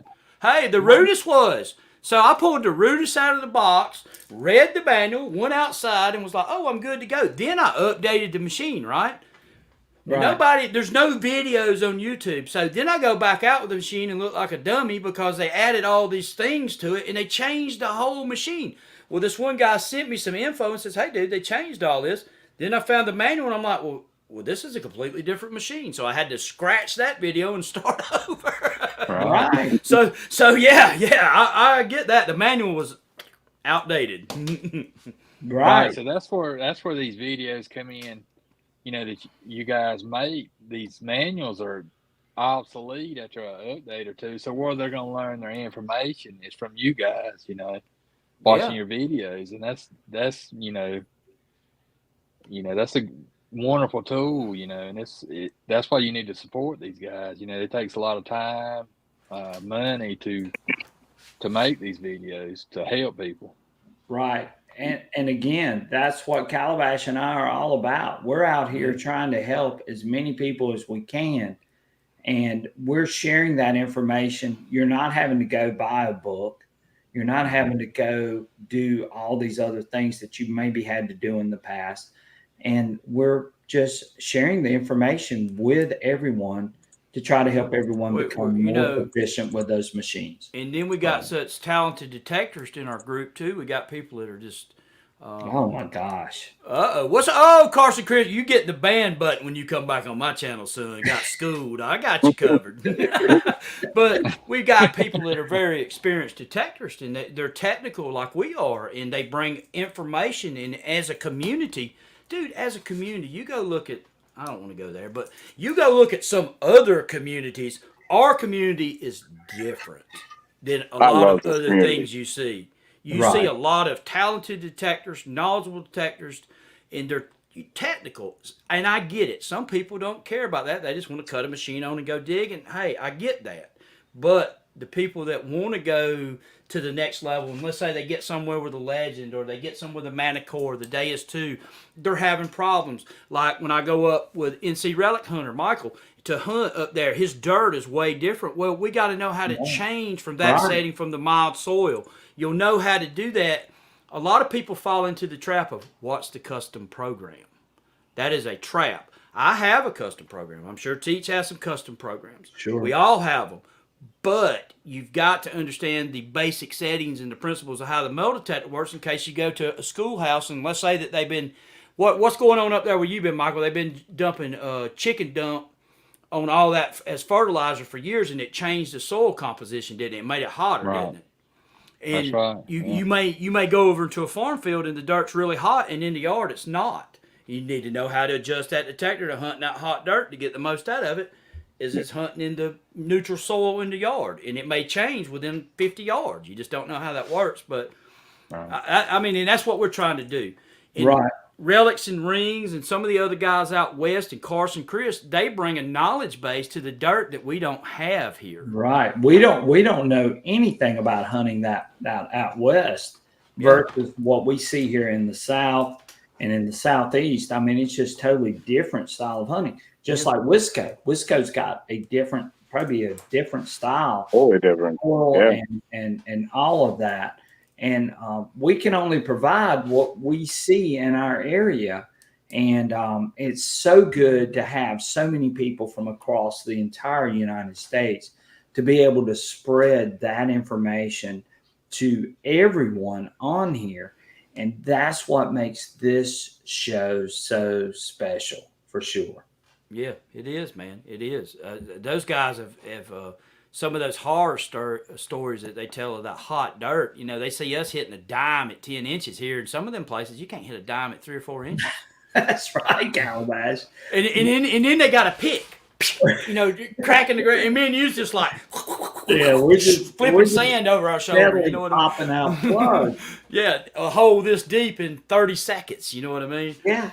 Yeah. Blasted Cat says, Teach, it was your video with the WS6 that inspired me to finally take mine out and become proficient with it. Yes, it took a minute, but I got it. And I'm telling you guys, I get where all of you were coming from. When I made that video, I was going like, well, you know, I read and I told Michael this. Michael heard me say this. What did I say, Michael? What was the hard thing about being able to set up notch on WS6? You had to remember to hit that plus button twice. Exactly. And it doesn't manual teach. It doesn't tell you that in the manual. Uh-huh. It doesn't tell you that in the manual. And I was so excited to share that with our subscribers and followers that they were able to figure that out, and then me go through that whole process of being able to show that. If you haven't seen that and you do have the WS6, you definitely want to go watch that because it was huge in being able to set up notch on that WS6. Surfside Dan said, I have some hot dirt that will burn you. He brought me some. He brought me 2 5-gallon buckets of that stuff from up in Virginia above Culpeper, man. I don't even know that I'd have to have a PI machine. I'm not going to lie. I always see people testing that dirt with VLFs, but if I was hunting Civil War relics and that type of stuff, it would be straight PI machine. About that deep on a dime, a 3-ringer, man, about that deep. I mean, it's ruthless. Stick a magnet to it, and particles of the dirt stick to the magnet. It's vicious. Right. Dwayne Cron says, you guys made me a believer in sensitive full tones. How about that, Calabash? What do you think about sensitive full tones? Yes. I think that you guys are on to something there, but I know pitch so well. In the testing, I love full tones. But here's the problem. So since the update, you guys know how much diving I did through the summer. Underwater, you have a very limited time, and it's very precious. And I understand the Deus 2 really, really well with the pitch setup. I spent hundreds and hundreds and hundreds of hours scuba diving with that setup. So I've not had a whole lot of time to hunt in the field with that. because I was doing so much diving this year, but I need to explore that. I think that you guys are really on to something. I've showed that offset in the testing and what it does, and it changes the dynamics of that full tones. Yeah. Where you can crank that offset up to what, 10, 15, something like that on that first target that comes in. That makes that deadly. And it's really, when I took it up to the house and tested it. You remember, Teach, when I was telling you when I was testing it at the house up there, this thing, I went in there and I found, what did I say? I found 15 or 20 non-ferrous targets at the old house with full tones. Right. Yes. And it was really calm. And you know how good it is to find 15 or 20 non-ferrous targets up there. Right. It is. It's definitely. But I think that you definitely kicked into something when you put up that program about sensitive full tones and unlocking another aspect. Well, and Michael can attest to this. The sensitive full tones and the sensitive program running full tones, both of those programs have been lethal for both of us. And it reminded me of something that you and I have always done, which is run, pitch. We've run all of that, and it really helps us sort of differentiate the targets. But sensitive full tones and sensitive running full tones seemed like it really worked very well. Did you seem like you had a calmer? Do you guys seem like y'all have a calmer experience in the heavy iron with the full tones? Is that what your pitch can be a little dynamic? Yes, it can be very abrupt. Yeah, very stop. I think that offset has helped it out a lot. Because in the past it would pull that signal down so much it was hard to distinguish between a good target and the iron. But that offset has really helped it out, and it's easier to tell, and I enjoy running it. I really do. Yeah, I do too, Calabash. Like, because you guys and Brian, you guys had told me, Michael as well, to bump up that. I was running my offset like right around 10, and I did. I started bumping it up, especially in those high iron areas, to about 15, and I think I commented one time on your channel, Calabash. Is there any disadvantage to bumping it up to 20? And you're like, not as far as I know. So I bumped it up to 20. It does change the sound a little bit. It really does. So I do like that 15. I guess number, but hey. I appreciate it, and these are things that I wouldn't even have probably tried if I wouldn't have had people like you guys. Right, and again, NC Lost Relic Recovery says he's been killing it with sensitive full tones. Sensitive full tones and XY is killer for me, says William Birch. Fly Rock says pitch makes me want to wrap my machine around a tree. Teach. Tell Fly Rock how well I know that pitch. You do.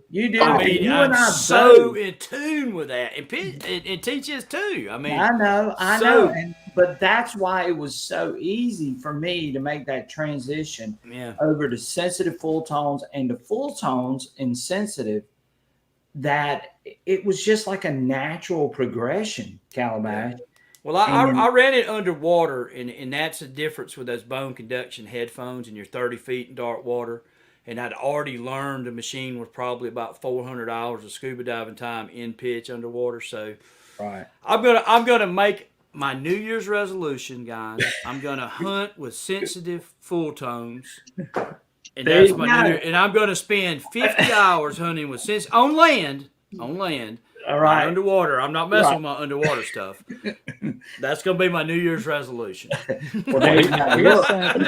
100% agree with you, Alabama Digger. Look at Alabama Digger. Do. Sensitive full tones and full tones gives the most information possible in iron.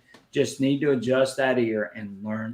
Well, you remember how impressed I was with it during the testing. What did I tell you? I said, they've done something with it. You remember what I told you behind the scenes? Guys, you can go back and watch that video of Calabash and I, and you'll see me dig 2 back-to-back Confederate buttons, Civil War buttons.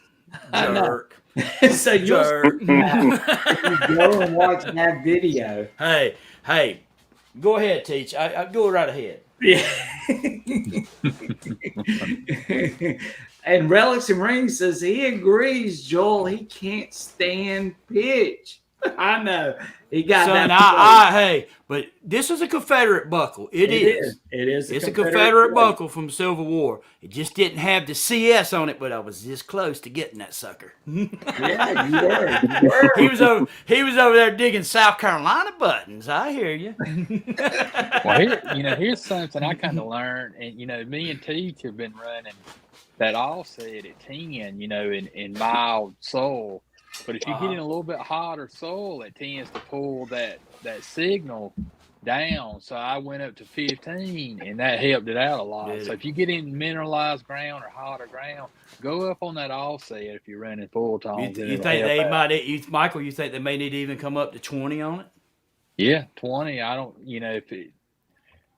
What I tried to do was get it, like I said, we're used to running at 10, and it kind of pulled it down a little bit more in that mineralized ground. So I went up to 15, and that helped it out, to sound, sound a little bit better.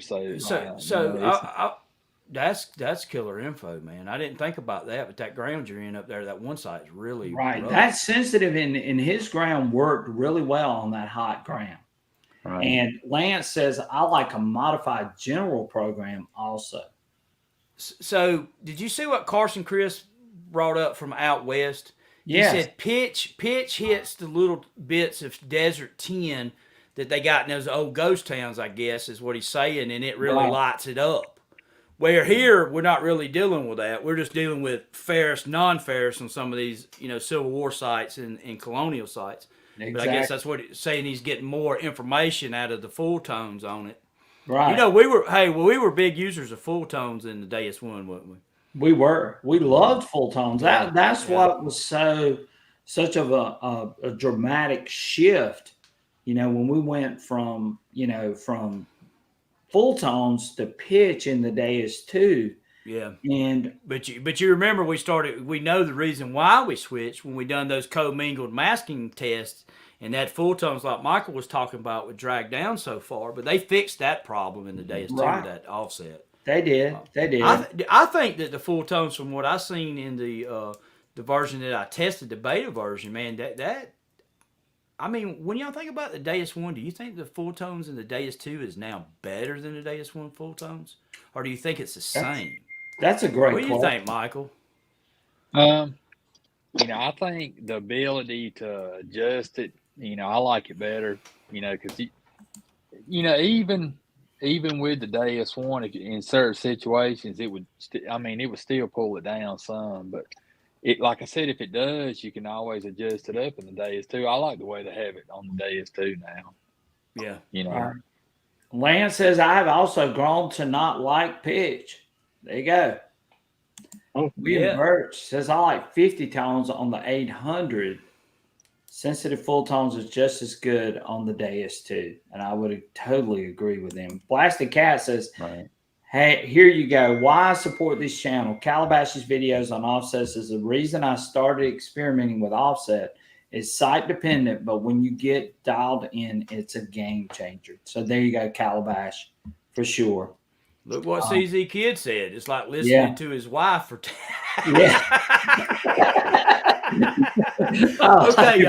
Okay, guys. So we're making a transition. I know Teach has been making this movement of the full tones. So I'm going to get up to speed with the land hunting full tones. Well, look, Calabash, you can see what I'm talking about.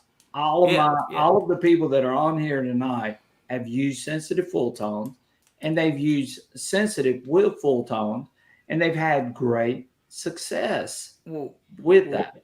Well, I'm going to tell you one. Go ahead, Michael.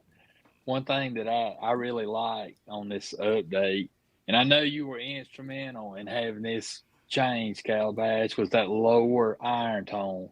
We couldn't get it low enough for us, but you talk to them and they've got it about right now. You can cut it down pretty low, even to the point where you almost don't hear it.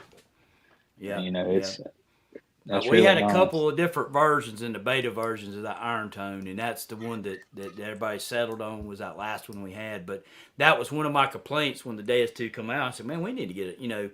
We need to get a lower iron tone on this thing. Right, right. And Fly Rock says it best. Better on Deus 2 with offsets is just a big advantage, and it is for sure.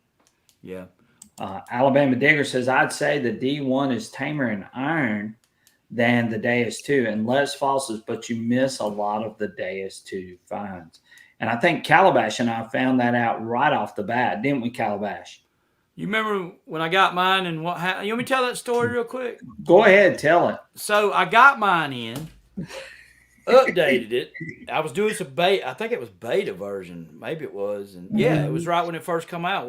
They had sent me an update to it. Right. And I went down and hunted with Teach. And we had beat this one side to death with the Deus 1 HF coil, the Equinox. We found a bunch of buttons. I mean, we thought we had whipped this place. So we went to all these other places, kind of a strikeout day. And I said, dude, I need enough footage here to show this detector and get a video. Maybe we could dig an old button. Man, I got out of the truck with that Deus 2 set up in fast program and took off across that lot. And what happened, Teach? You know what happened. His eyeballs got about that big around when you seen all them buttons start coming out of the ground. Oh, right? yeah.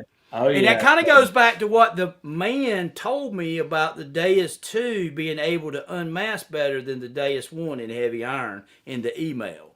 I mean, I seen it there. I knew it. You know what I mean? I knew we had combed that thing every which. And you went back and pulled how many buttons with the Deus 2 off of that place? It was unbelievable. And pulled some unbelievable. Some of the best finds that came off of that place came with the Deus 2. After we had already hunted it with the Deus 1 and with the Equinox 800. Yeah. And we went back into that place and we just knocked fire with the Deus 2. But am I lying when I say that me and you would look at it and we don't want to go there? That place is dead. Yeah, we thought it was dead. We really did. Yeah. And I dug a Spanish half real out of that site. So and I got a pistol. And a pistol and a large scent. A large scent that was hiding from Calabash and I. Yeah, I got that 1798 down there. That was with the Deus 2, wasn't it? Yes. The one down in the lower part of it. Yes, it was. That was a nice large scent. But I don't know how many buttons wound up coming off that little lot, man. How many I dug almost probably close to 200 buttons total. Yeah, it was a game. Ohio Fred, yes, you can adjust the threshold of the pitch behind the threshold or the how high you want the pitch to go, how high tone wise. Behind the threshold menu in the new updates. You have to go to threshold, hit expert, and they have, I don't know why they did that. It's kind of a little bit quirky to me, but that's where it's at now to adjust the scale of the pitch up and down. Right. DC Diggins says, I'm getting good results with sensitive full tones on trashy sites and using deep high conductor on clean fields. Sounds like a good setup there to me, for sure. Look at that CSA button he's got there, Teach. How come me and you ain't never found a CSA button of all these Confederate buttons we found together? CSA button has eluded me. How about you, Michael? Yeah, me too. I think he found that. It's not been too long ago. He found that. That's a nice one there. That's a nice one. Surfside Dan says, I like pitch on the beach with all the noise of the waves and peeps on the beach. That sound just jumps out at you. It does. It does do that. And Calabash and I use pitch on the beach. Yeah. We've done that for sure. Yeah. DC Diggins says, I'm getting good results with sensitive full tones on trashy sites and using deep high conductors on clean fields. Tesh Ridge Digger says, high square only works well in sensitive full tones, but not in other programs. And I use high square in sensitive full tone. Well, let's talk about that just for a minute, T. Sure. He may be on to something there, and the reason why. If we remember when 1.0 update come out, we had the iron faults and problems. Then they changed the filters back. So Tech Ridge Digger may be on to something. They designed the high square for the filters that are now in sensitive full tones, and that's why it probably doesn't work with the other programs as well. Exactly. Because those are 7.1. Because those are 1.0 filters on sensitive full tones versus sensitive which would be 7.1 filters. 0.71 exactly. Yep. So that's a great point. That's a great catch. That's actually a very valuable piece of information that we should all store in our memory banks right there. About Exactly. that high square. So, I need Wisco, tell us what do you use for most of your hunts? What's the setup that you use? I mean, honestly, like I've always been a huge fan of sensitive full tones.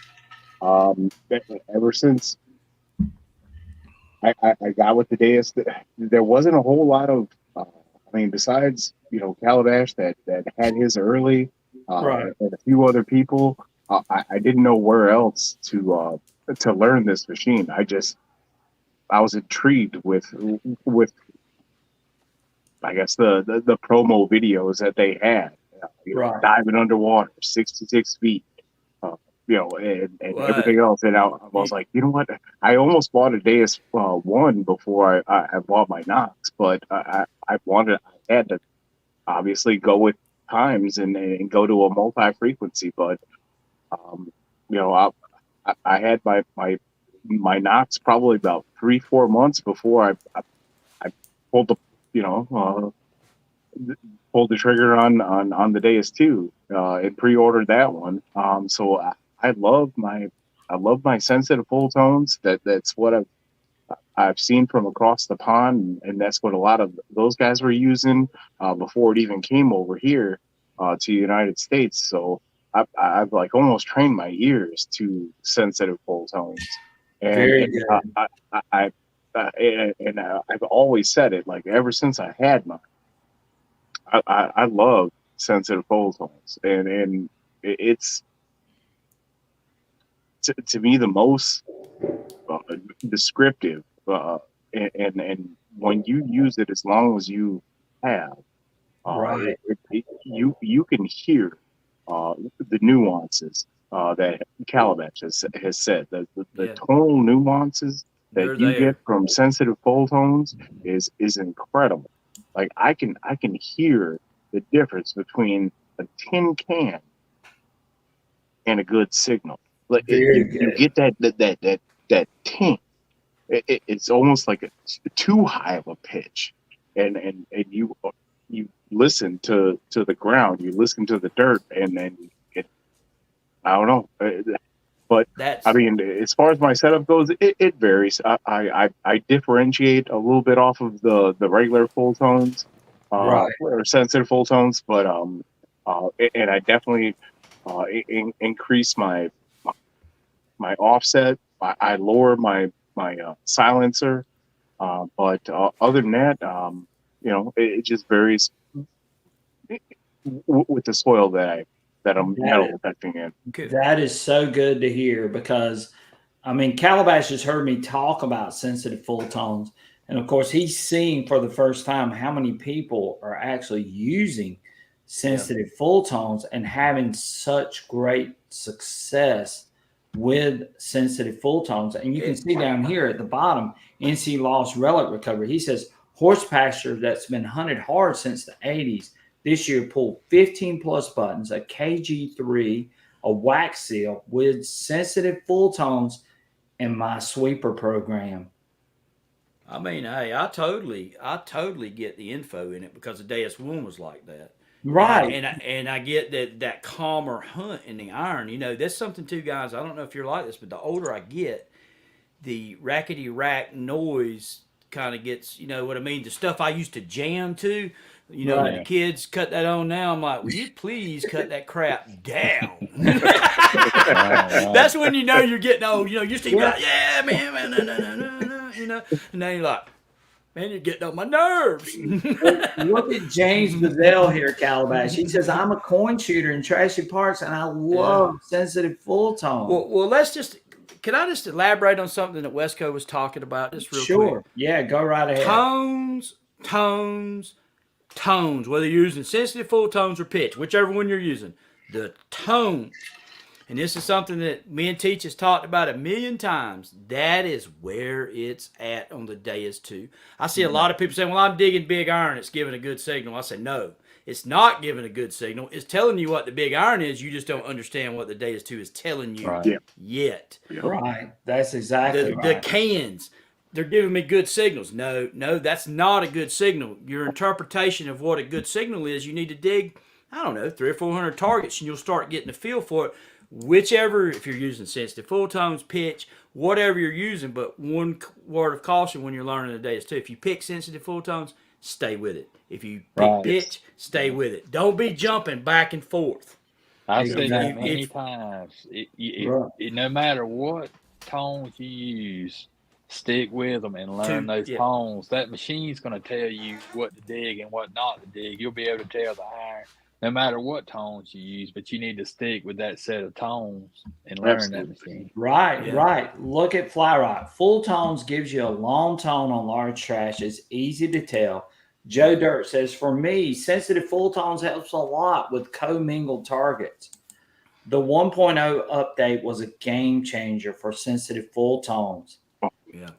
Fly Rock, do you post on Facebook? Yes, he does. So go check him out. Yeah, less noise helps me stay in the game longer. Remember, Teach, when we were hunting those heavy iron sights, and I'd come down and we would have limited time. Teach is busy, I'm busy in the summer, and our schedules kind of are wonky. The time I'm not busy is when he's, and then it works out where a certain time of the year that we could hunt together, but we would go on these long hunts in heavy iron. And that iron tone would beat you to death after, 6-7 hours of it. You get ear fatigue of it. Right. But that sensitive full tones being calmer and being able to lower the iron volume, like Michael said, has been game changing for Right. Really. Digging Buddy says, how do I get details on that sweeper program? Just go to my YouTube channel. It's there. I put up a video about the sweeper program using sensitive full tones. You can go set your machine up. Now, I will say this, and Calabash will agree with me on this.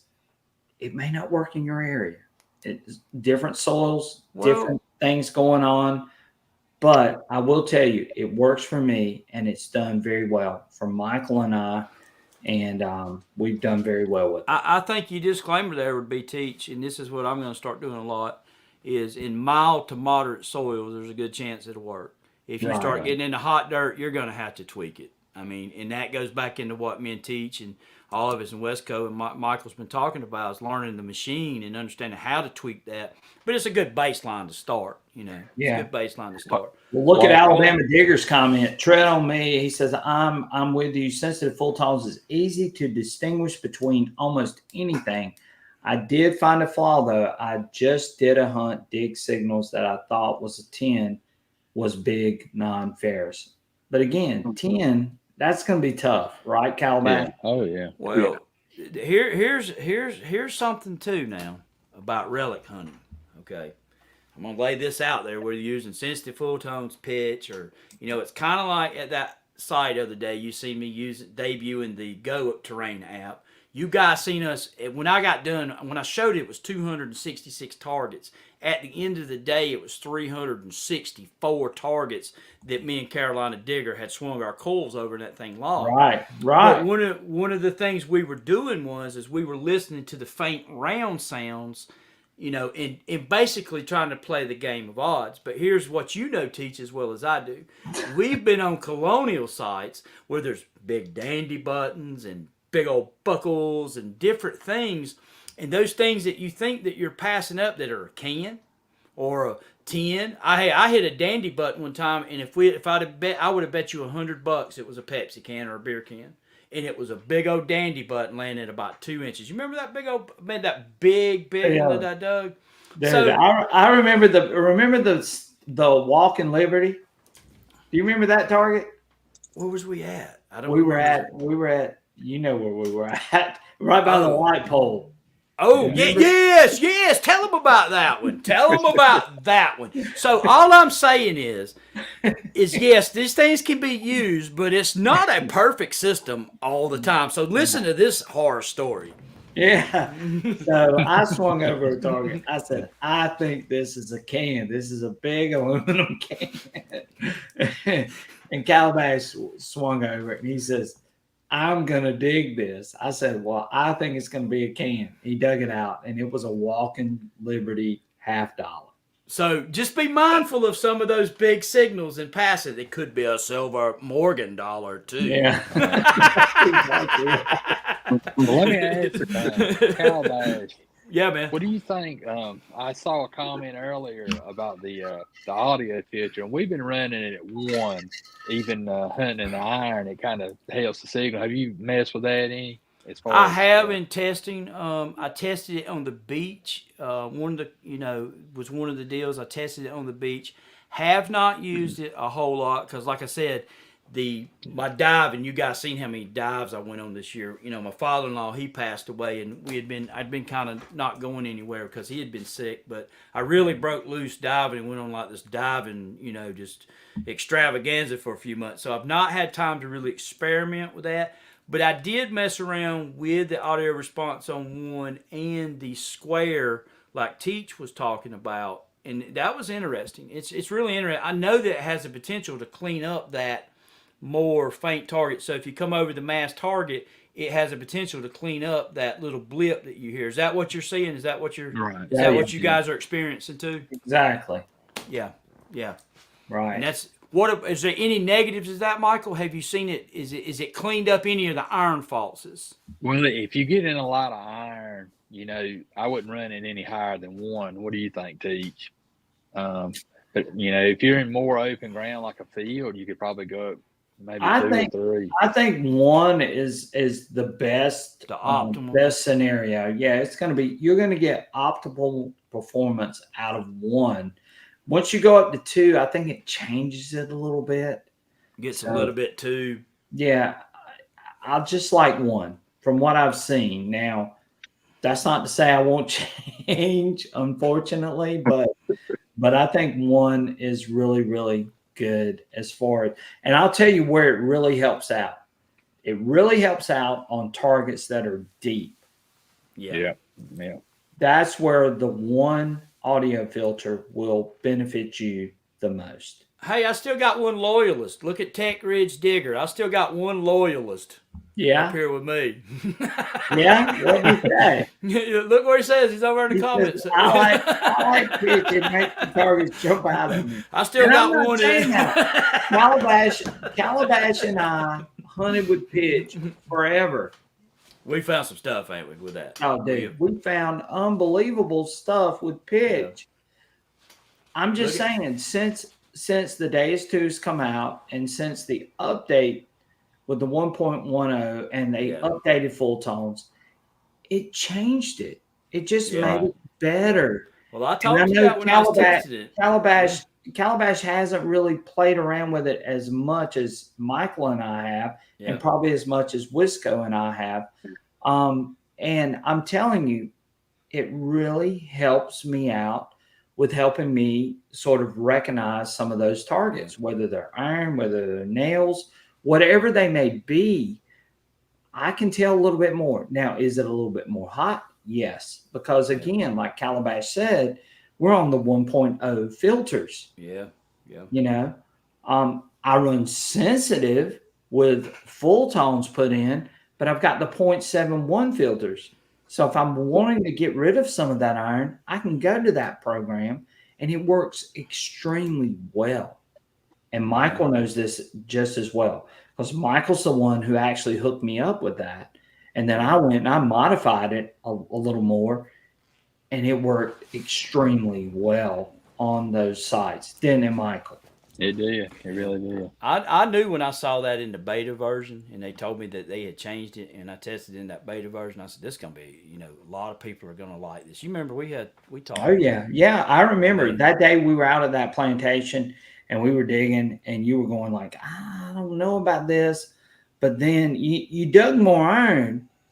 But I think you really realized at that point that, hey, this is doing something really special. Yeah, that was when they had it opened up on that 1, and then they sent me another version, and I took it to the Colonial House too, and they had adjusted some more things behind the thing. But there was a guy up here that had dug 4 Morgan dollars, and he said they all sounded like cans. Yeah. yeah. I mean, everybody's yeah. saying that on Yeah. here. Some of Yeah. those Morgans Yeah. and some of those bigger targets, the breastplate. But I'm gonna make a point, Teach, that's gonna be my next endeavor on land with the Deus 2 is to really dive into the sensitive full tones. And even if I find that I don't like the iron in the sensitive full tones, I'll bust it out with my fast program and put the full tones in that. Right. And Well, run that for a little while. And you see right here, Lance says that he was using sensitive full tones in the target that he just dug, which it was a Walking Liberty that he just dug using sensitive full tones. There's a couple of interesting audio filter at 2 falses a little on super deep nails. And that's why I think that 1 is the optimal setting for that. Pitch can definitely have a place in this game. Matthew McCann says, and I was going to go to this. Lance says, pitch was my go-to on the Deus 1, but I like full tones on the Deus 2. What about the XY versus the 2D screens? And Calabash and I have had this conversation, and Wisco might can chime in on this, and Michael could as well. I think it's about the same concept, really. I really do. It is, and Calabash and I are probably not big XY users. Yeah, because we hunt in heavy iron. On the beach, yes, maybe XY does help you somewhat. What do you think, Calabash? My honest opinion? Yes, sir. If it helps people, then it helps people, but I'm not a big screen watcher, guys. I'm the Manticore, to me, they should have just made the numbers bigger and threw the 2D graph out the window. I mean, that's just my opinion. It's just entertainment. When I look at the Manticore screen, to me, and I'm being honest, it's just entertainment. Does it show a round dot sometimes? Yep, it'll show a round dot for a can in, and it'll show a round dot for a dime on the non-ferrous line.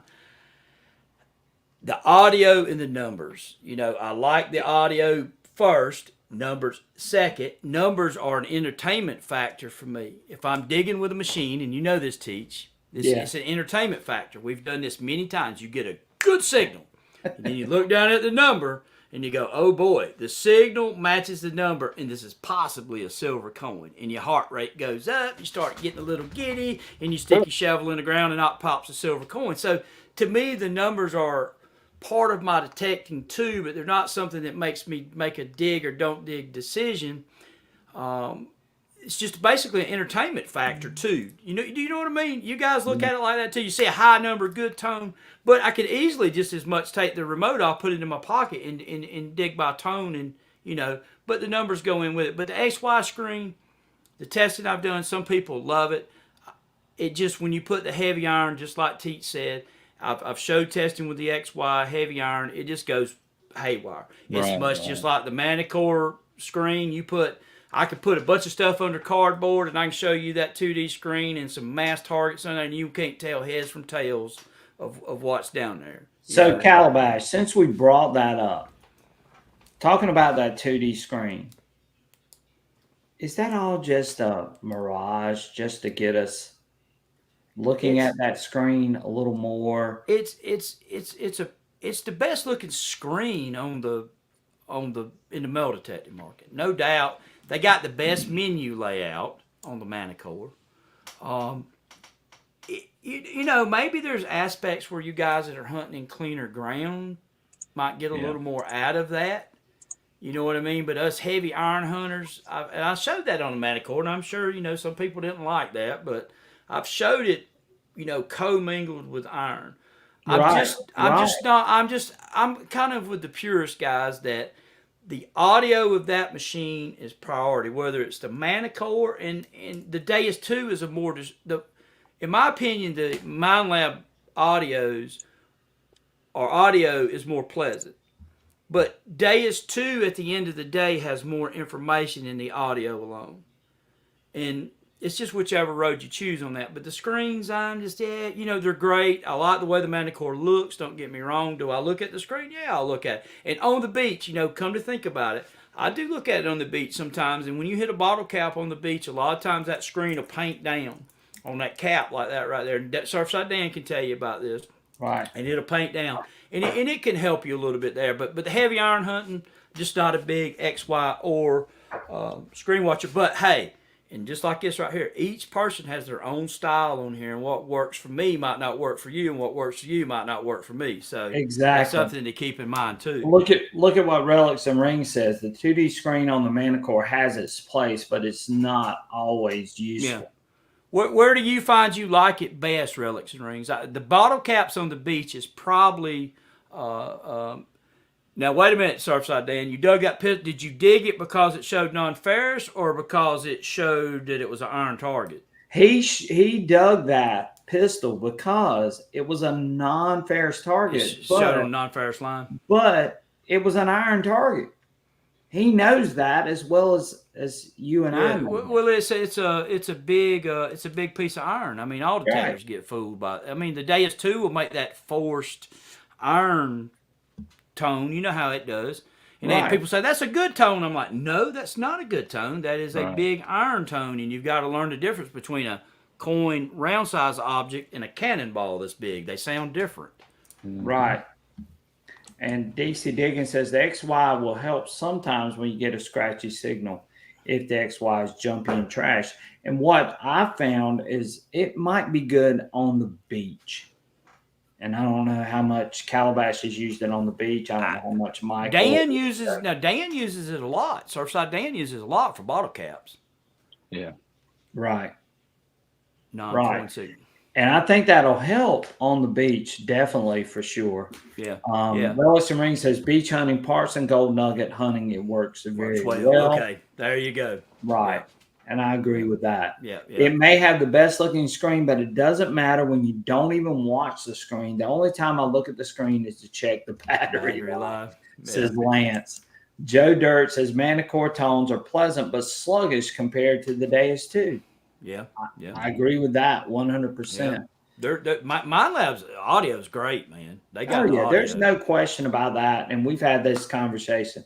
It was showing that it was bleeding from non-ferrous to ferrous on the screen. But again, he dug that target because he thought it was a non-ferrous target. But it was a gun. And I mean, I'm so excited that it was a gun for him. But it was a ferrous target. Let's put this out there, Teach, and I've been guilty of this over the years because my mentor taught me this early on, and I've changed in the last few years about this. We would go hunt sites and this big iron tones and stuff. He's like, I ain't messing with that. Don't mess with that, man. Don't waste your time digging these big iron tones. And he had found a museum, so he wasn't really worried about iron relics. Well, I still like bayonets, and I still like, parts of guns and barrels of guns, but a lot of those big iron tones that I passed over the years were probably good iron artifacts. So if you're on an iron site, here's a recommendation: check some of those big iron artifacts. Yeah, and if it's a shell with a brass fuse in it, just throw the dirt back on it and leave it alone.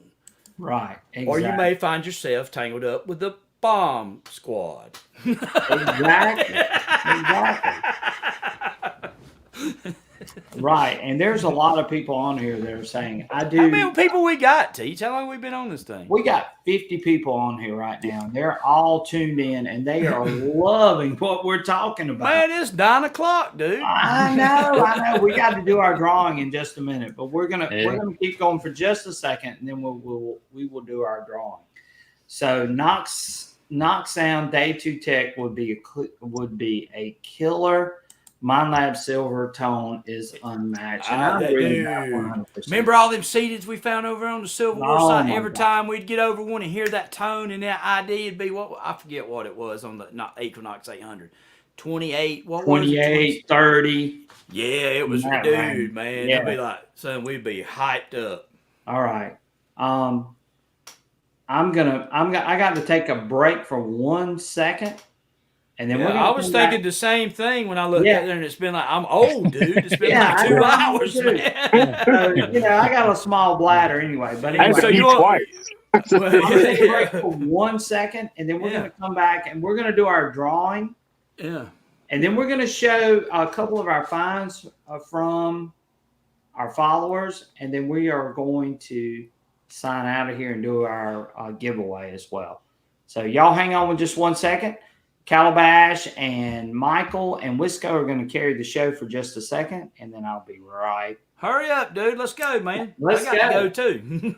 So Yeah. That So green Jason- tea gets me going. Oh, Calabash.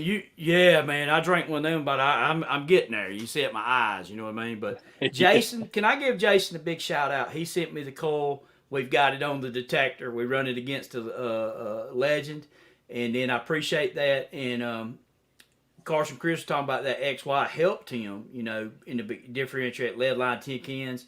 That's what I'm saying, man. Whatever works, you know what I mean? We all have our styles. I mean, Michael, you know how we do it. We hit a non-ferrous. What do? We stick that shovel in the ground, and we let the shovel basically on those relic sites be the discriminator a lot of times, don't we?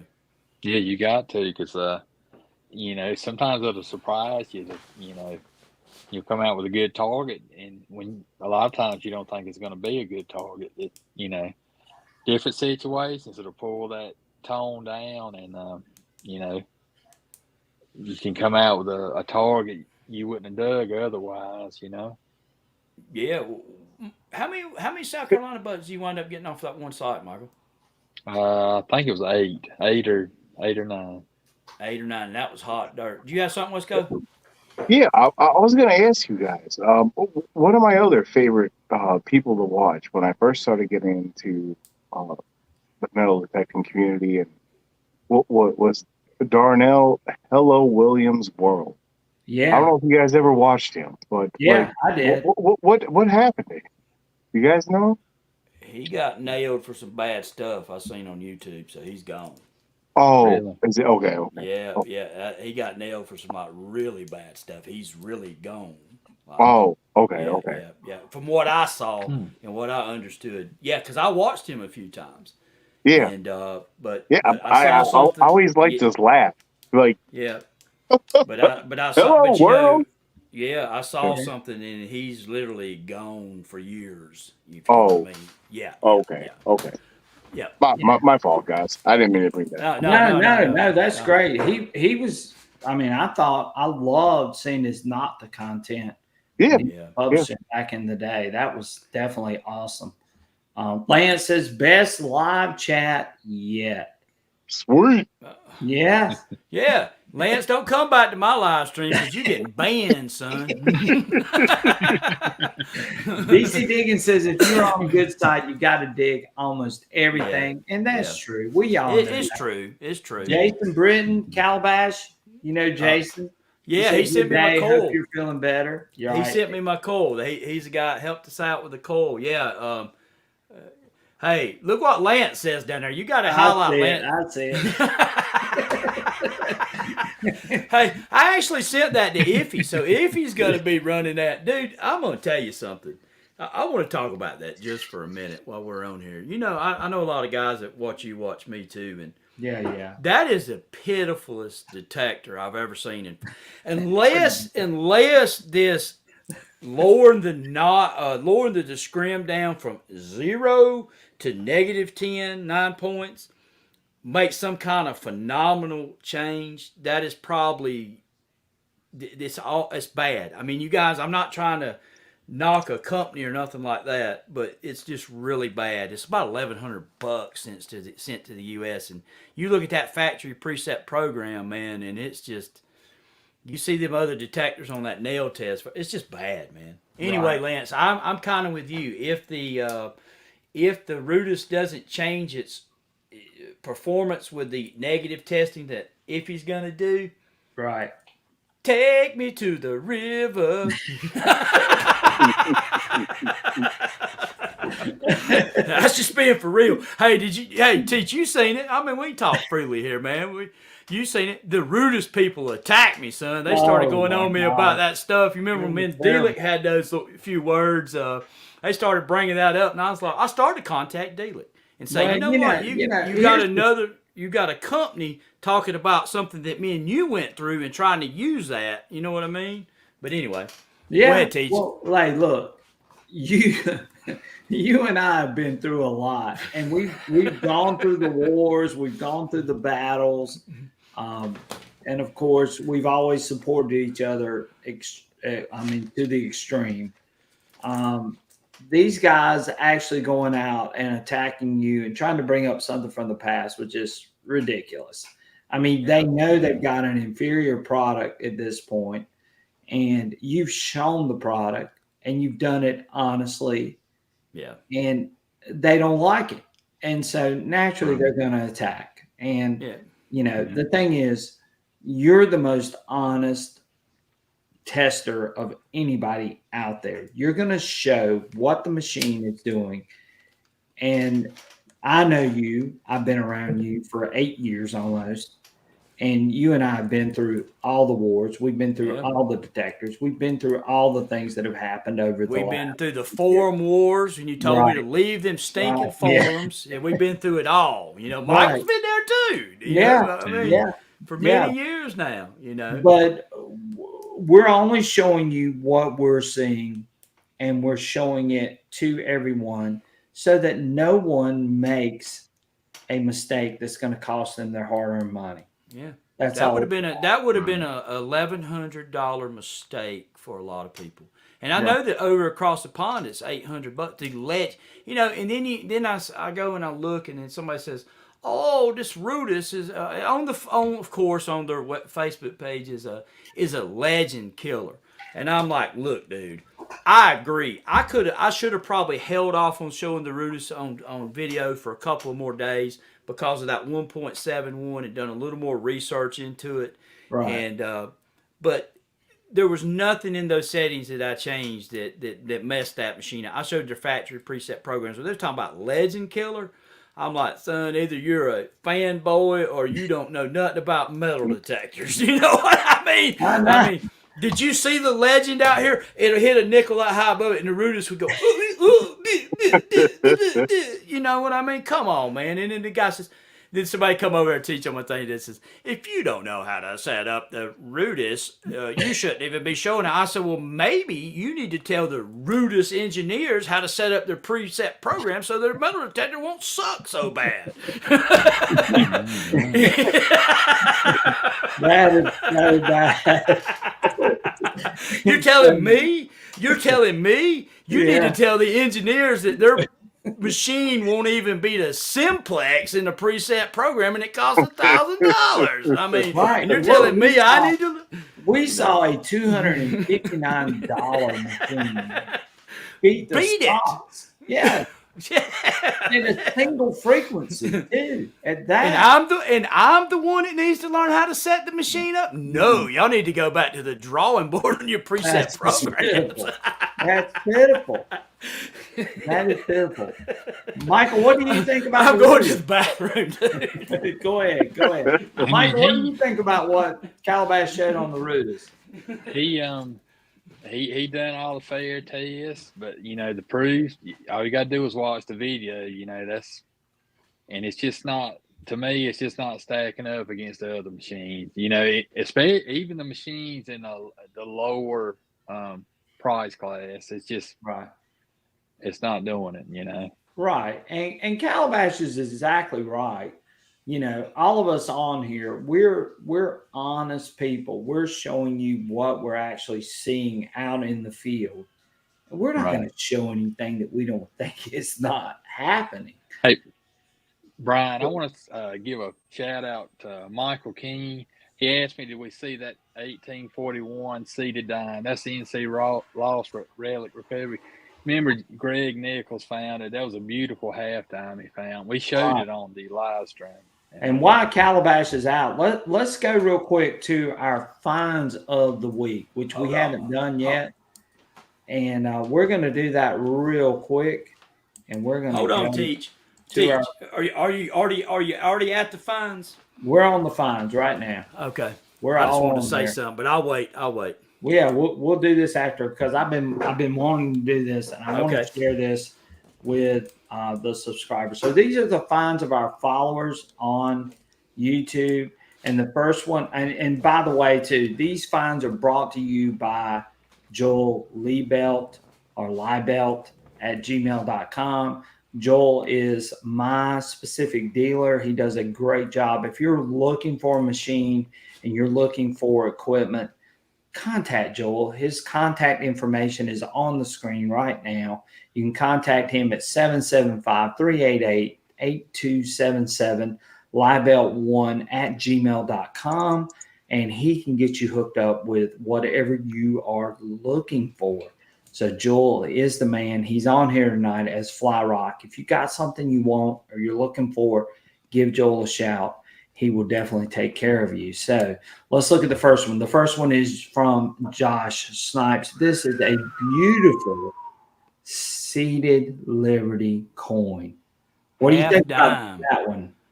Hey, I think that if he found that half dime, he was on his game, because that is a super small coin, and that's a stunner right there. Right. And you and I have found these half dimes. We know how hard they are to dig. Yeah. And he found this. And Josh also makes the P cord, which Calabash has, Michael has, and I have. Unfortunately, I lost mine. I won't talk about that because that's. Quit plugging him, trying to get him to send you another one. I hear you. But I did lose mine for sure. Quit being a tightwad. Buy one. But Josh makes Vet Digs Beeps at. You can contact him at .com. You can contact him. Josh Sipes makes a beautiful, beautiful product, and it is an awesome product with the lanyard. Calabash, you using that lanyard? Yes, I love it, dude. I got it on my Nocta pin pointer, which I like too. There's a plug for the Nocta pin pointer and the MI6. I got it on both. So Michael sent me a Christmas present. So he sent me one too, and then Josh sent me. So I've got a few P cords. I got a shorter version, but man, you know what? I've got all this stuff. I have no idea what I did with it, or I'd send that one to you. It's a homeless camp up in there. Which kind of detector? You have a P cord. I do not. I do not. You need to get one. You'll love it. You really will. Good. You really will love it. Michael Workman, look here. Woo! Beautiful breastplate, eagle breastplate. Does that bring back horror memories to you? That's a beautiful find. But you remember what happened to us with the guy that just didn't even know how to turn his metal detector on? He didn't even know how to turn on the Equinox. Beautiful find, guy. That's a nice one. Go ahead, Teach. Tell him. Yes, he did not even know how to turn on his Equinox 800. Calabash had to show him how to turn it on, and he goes over and swings over a target. He says, "I think this is a can." He said, he asked me, he said, "Should I dig it?" And I listened to it, and it's deep, and I was like, and it's like, whoa, whoa, whoa, whoa. And I'm like, yeah, I think you need to dig that one, buddy. And what flies out? Yeah. Beautiful find, man. Stunner. I know. Workman's Adventures is on here tonight. We're sharing his find right now. That Stunner, is man. Beautiful find. So excited for you. Congratulations. Yeah, you know something? We don't have one, Teach. We watched the man that didn't know how to cut the metal detector on dig one out from under our nose. Yeah. I did get a 1500s coin that day, remember that? Yeah. You did. You did. You got an eagle button. So we did. I got a very nice eagle button. It's probably the best pristine eagle button I've ever dug. Yeah. And I dug a camp spoon that day too, which was pretty cool. It was deep. It was deep. I remember that. Yes, those are all great, great finds. Let's look at this next one. I think you guys are going to be impressed with this one. Look at that one. Phil Tinsley. Boy, look at that beautiful Spanish real with a buckle. That's nice right there. He's down in the lower part of South Carolina, and he dug these two beautiful finds. And I would love to have those. How about you, Calabash? That's a good one there. That's something I'll probably never find unless I come out and visit you guys. Well, you got to come. You got to come. Don't never say never, dude. I'm telling you. One day you'll be digging. You never know what you're going to find on some sites. It doesn't matter how far west. It doesn't matter how far north you are. Sometimes some of these things show up. And I'm gonna give you an example, West Coast Tech. Yes. I was on a home site that basically dated to the early 1900s, possibly late 1890s. And I'm digging around there, and I'm a Civil War or before type guy. So I like silver coins, don't get me wrong, but I like to find Civil War artifacts or before. And I'm pecking around there, and I'm like, okay. I get a signal, built, and I see the back of a two-piece button. And I'm like, two-piece button? What is this? Flip it over, and I get to looking at it, and I'm like, I've seen this before. It looked very similar to something I found with Teach one day when he called me over. But it was a Confederate, long story short, it was a Confederate engineer button on a 1900s home site. Why it was there, I have no idea. But one of these days you'll be digging and something will just fly out that'll just really baffle you. Like, how did this get here? Why is it here? I still But have you left no out idea. the key part of that story. Why did you come over there? Oh, my buddy said, hey, man, there's some iron down here. And what we were digging was shotgun shells. This place Wait a was minute loaded. now. I dug a button before you dug that button. That's right. But there were shotgun shells all over it, remember? Yeah, I do remember. I will say There's- West Coast. I watch a guy that's metal detecting Wisconsin. I don't know if you've ever seen his channel, but earlier this year he found a Spanish real. I saw that too. Yeah. Northwest Metal Detecting Wisconsin. Yeah. I love that guy. Teach, before we go any further, let me pick your brain on something. Where he's at up there, is that where the fur trade was going on back in the day? There was between the French and the Indians. There was a lot of You need to trade get in going and try Yeah. to find out some research on a little bit of that. Yeah. Up where he is definitely one of those places. Like he's right on the border of the Mississippi River there. So Yeah, definitely. Let's look at this next one. Ooh, Look at that one. Ooh, yeah. I got to see that. I got to see that fresh laying on the dirt right after he cut it out. He FaceTimed me today. So look at this. That. Is that not a beauty? I don't think I've ever. I know Calabash hasn't, and I know I haven't. We've never found one with that much detail on it. Whoa, now. Speak for yourself now. Wait a minute. Whoa, now. Look, that's a lot of detail on that one. I don't know that. Yeah. Not unless you dug. I know where you might have gotten one. Yeah, I'm not even going to do it because this is his. I'm not going to show it. Was that a 1 real? Yeah, I got it diving, and he knows where I got it diving. It was down in the low country. I know where you got it. Yeah. And that's what I'm saying. This came out of the ground. This coming out of the water. No, not the same thing. Not the same thing. Okay. Fair, I am fair. so excited. Congrats, about man. this. Yeah, He that's is a nice. good friend Congrats, of all Iffy. ours. And That is, Go Teach, ahead. I'm with you. That is one of the best reals I've ever seen dug as Yep. far as detail goes. Oh That's yeah. nice. You now I clean now, and I know the purists out there probably roll over, but I clean mine sometimes a little bit with a little silver cleaner. And however you want to do it's, whichever way you choose to do it, natural state, clean it. I'll hit them just a little bit, but that's one clean coin right there. It's got some stunning detail on it. That is beautiful. So, with that being said, guys, let's see Iffy talking about this beautiful. We got find. him. Oh, I got him, baby. I I got him. Let's add him and let's see Iffy talking about this beautiful find that he just found. Just dug that just now at this. It was 2 inches down. That is a 1784 1 real. I just was showing Calabash. It has really, really good detail. It's hold. And that was a live dig too. I've never dug a real with that much detail. That's awesome. 1 real. You know what? You know Yeah. what's wild about that, Teach? They Yeah. didn't dig anything else after that. I It know. was just that one stunner. You know how it goes. That's it was that crazy. one I do. stunner, man. I do know how that goes. Mhm. And I wanted to share that with with everyone here, because Iffy is a good friend of all of ours, and just love it. Now, here's the good thing. Iffy shared his settings with me for this find. What do you got? Well, Calabash already knows. Michael and Wisco, what do you think he was using for a program when he dug that coin? I can say what he wasn't using. Wait a minute. I think Ify likes to run fast, doesn't he? He likes General, fast, general. Okay. All right. Go ahead, Wisco. What do you think? I'm just gonna go with sensitive. Okay.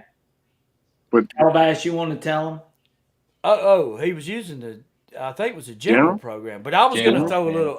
Yeah. I I know was. he's a fan of general. Yeah. He was using the general program. He was out there, using and general, and he was using. Tell him, Calabash, what silencer was he using? zero. Zero silence. And you guys have seen me hunt. Me and Teach was talking about this. I've hunted in iron with zero silencer too, when I want to get the most out of it. Gonna make me blush. hey, I watched his video, man. Y'all go check his video out. Yeah, over his there. video It's- is up. You can see him actually digging that. dig corn. it. Yeah. Go yeah. check him out. If he is a super fan of mine, he's a super fan of Calabash, and we love his videos. He's a great tester. And I love and that. he's a brother in arms because Yeah. guess what? He's fixing to jump in the ring with the Rudis arena. Yeah. With Calabash. It's on his way to his house. So he's a fellow brother in Yeah. arms too. That is so true. And love Iffy to death. He is an awesome guy. He's a great tester. He knows what he's talking about. And you guys that tuned into my live stream last time, you saw Iffy come in and he was just spitting knowledge to everybody. Yeah. And we so appreciate him so much. And he's a good friend of all of ours on here right now. He's another guy, and you guys know this, that follow us. He is another straight up dude. Right. When you look at his channel and he says, this detector does this detector does that, you can bank on it. You know, you guys will remember, and I'm not going to get it going because he's riding high on his fine, but we remember who showed the first video about the iron filter a long time ago. He ain't afraid to get it started either to make something better for us in the end. Right. So I remember that. I remember. he put his neck out on the line and said, "This He is how did. much I believe in this," and it caused an uproar. I mean, and it caused it. And listen, guys, this is YouTube, but some of that stuff can be kind of stressful on you a little bit when you get people throwing tomatoes at you and talking about you. It kind of gets you a little sticks and stones. But words never hurt. Well, that ain't true. I don't know who told that lie. Words hurt sometimes. It does. It does, Calabash. It does for sure. So I'm just so excited. They're going to show me how to run the Rudis, Teach. Look. Yeah, I saw that. That's why I put that up. He's going to show you how to run that. You had a Polish mob at your door up there in north. We love Iffy, and of course, Calabash is always on target, on point. And again, Iffy, congratulations. That is an awesome, amazing find with your Deus 2 using the general program for those of you that don't know what the general program is. And I'm going to say this about testing multiple metal detectors across. Is it possible we could make a mistake? Absolutely. We're all human. We could miss something.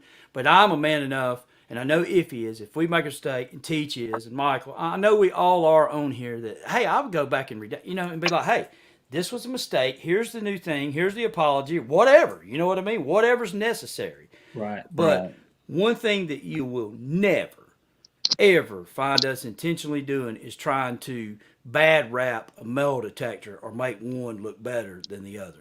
Exactly. That's not going to happen. We're all about sharing the information that's the most factual and truthful information that you can find on YouTube. And we're going to build it, ain't we, Teach? We're going to build it like that all the way through for years to come. That's exactly what we're doing. And, if you want to go somewhere else, that's your prerogative. But we're telling you what we're seeing out in the field, what we're seeing on our soil, and what we're seeing out of these machines. And Michael's going to do the same. Wisco's going to do the same. We're all in this together. We're a team. And I always preach team. You guys know I'm a coach, and team is what I'm all about. And these guys that I'm seeing here on this screen, along with Iffy, we are guys that are going to give you the most factual information that is going to be out there, and we're going to share that information with you to try to bring you guys the best possible information about these metal detectors and about what they're doing and about how they're better or not better than in some other machines. Pretty much that's what we're doing. Look at Iffy's last comment down there. You see it? The Turkish mafia was outside his house. I'm sure you got a couple of disturbing phone calls for that escapade, but hey, it got it done. That is the main thing. Right. It got it done, and here we are today, and things are different. We've got 3 as far as I wanted to say this, Teach, and I'll shut up because I know I'm talking too much, but no, you're good, dude. The Rudas. It's not one of those big deals. You know, they accuse me of just sabotaging that and slating it, but just for a second, I don't really care about that machine. It's not something that everybody that's part of our community is going to be really rushing out to buy and using anyway. Right. But if you'll show what was going on with it, and we'll get the facts straight on that metal detector when it's all said and done, whether it's, you know, better, down with a negative, whatever. But you know, it just is what it is. And testing metal detectors, and Teach kind of stays out of the comparison arena if you're kind of the bulldogs of that deal. And I think it's a smart move on his part. Yeah, yeah. What does Wisco and Michael think? You guys want to get out there and put yourself out there like that? Absolutely. I would love to go head to head with other metal detectors. My kind of guy. I would definitely do it. Yeah, I enjoy watching y'all do it. Michael says he enjoys watching y'all take the bullets. Yeah. Hey, one guy called me on that Facebook page over there. Mush Mash Calabash. Is mush mash some kind of something they eat over in Europe? Mush mash, or is that just something they come up with? Well, look, the information that Calabash provides is great information. And look, let me tell you something. I've been with this guy for 8 years. If there's anybody that I'm going to listen to and anybody that I'm going to believe in, it's going to be that guy down there in that bottom right-hand corner, because I know what he's about. I know who he is. And I know that he is going to provide the most accurate information to anybody. Dude, and if we don't know, we'll try to figure it out. And if we don't know, we'll call somebody else and try to figure it out. And if that don't work, we'll ask somebody else. I mean, you know. And exactly. We've got the audience. We've got the knowledge base to basically figure out any of this stuff that we want to figure out. Because most of the people that are on here tonight are people that are very knowledgeable and people that know what these machines are about. And they're going to share that information. If we don't know, then I promise you, there's somebody in our audience that will know. We may not have that machine. Go ahead, Calabash. Well, another tool that we have between Iffy, me, and Teach is we actually have connections inside the manufacturers. I have a really good relationship with XP. Iffy has a really good relationship with MindLab. Right. And we have a good relationship with Nocta too. So not only are we able to get other information, we're also able to get behind the scenes information too, much like what I talked about today about the simultaneous multi-frequency versus the single. That comes from the owner of the company. So there's no more debating that. There's no more, you see what I'm saying? Oh, so yeah. There's different, places that we get information from too. So that just adds to our community being able to get that inside information like that. I know that you know a couple of people over at XP real good. The head marketing guy, and I believe you spoke with D-Lick before, and then I know that if he talks with MindLab, he's connected with MindLab really good. So it really, gives us a good network of inside information. Well, and here's the thing. I would not be where I am without you. Well, dude, we are a team. You know, we've come this far, and we're going in. We're going to take this thing into we're doing something different. Yeah. Michael knows. I mean, Michael knows what we're trying to do. We're Right. trying to bring the And most guys, you accurate. guys know this as well. You can go to any other live stream. How many other live streams are giving you the information and the content that Calabash and I and Michael and Wisco and other people that are involved with our channels?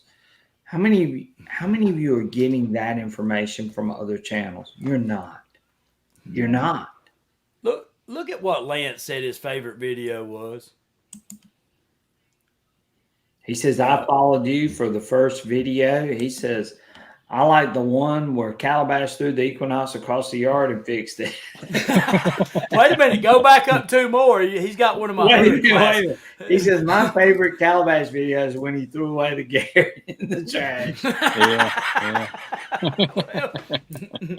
I'm trying to chill out my old age, Lance. I'm trying to calm it down a couple of notches. You know, we've been through a lot. We've been through the wars. We've been through the different metal detectors. Yeah. And now we have settled in on what we think are the best and what we think is going to be the most factual information for you guys and for everyone that is on here tonight. We are providing you with that information.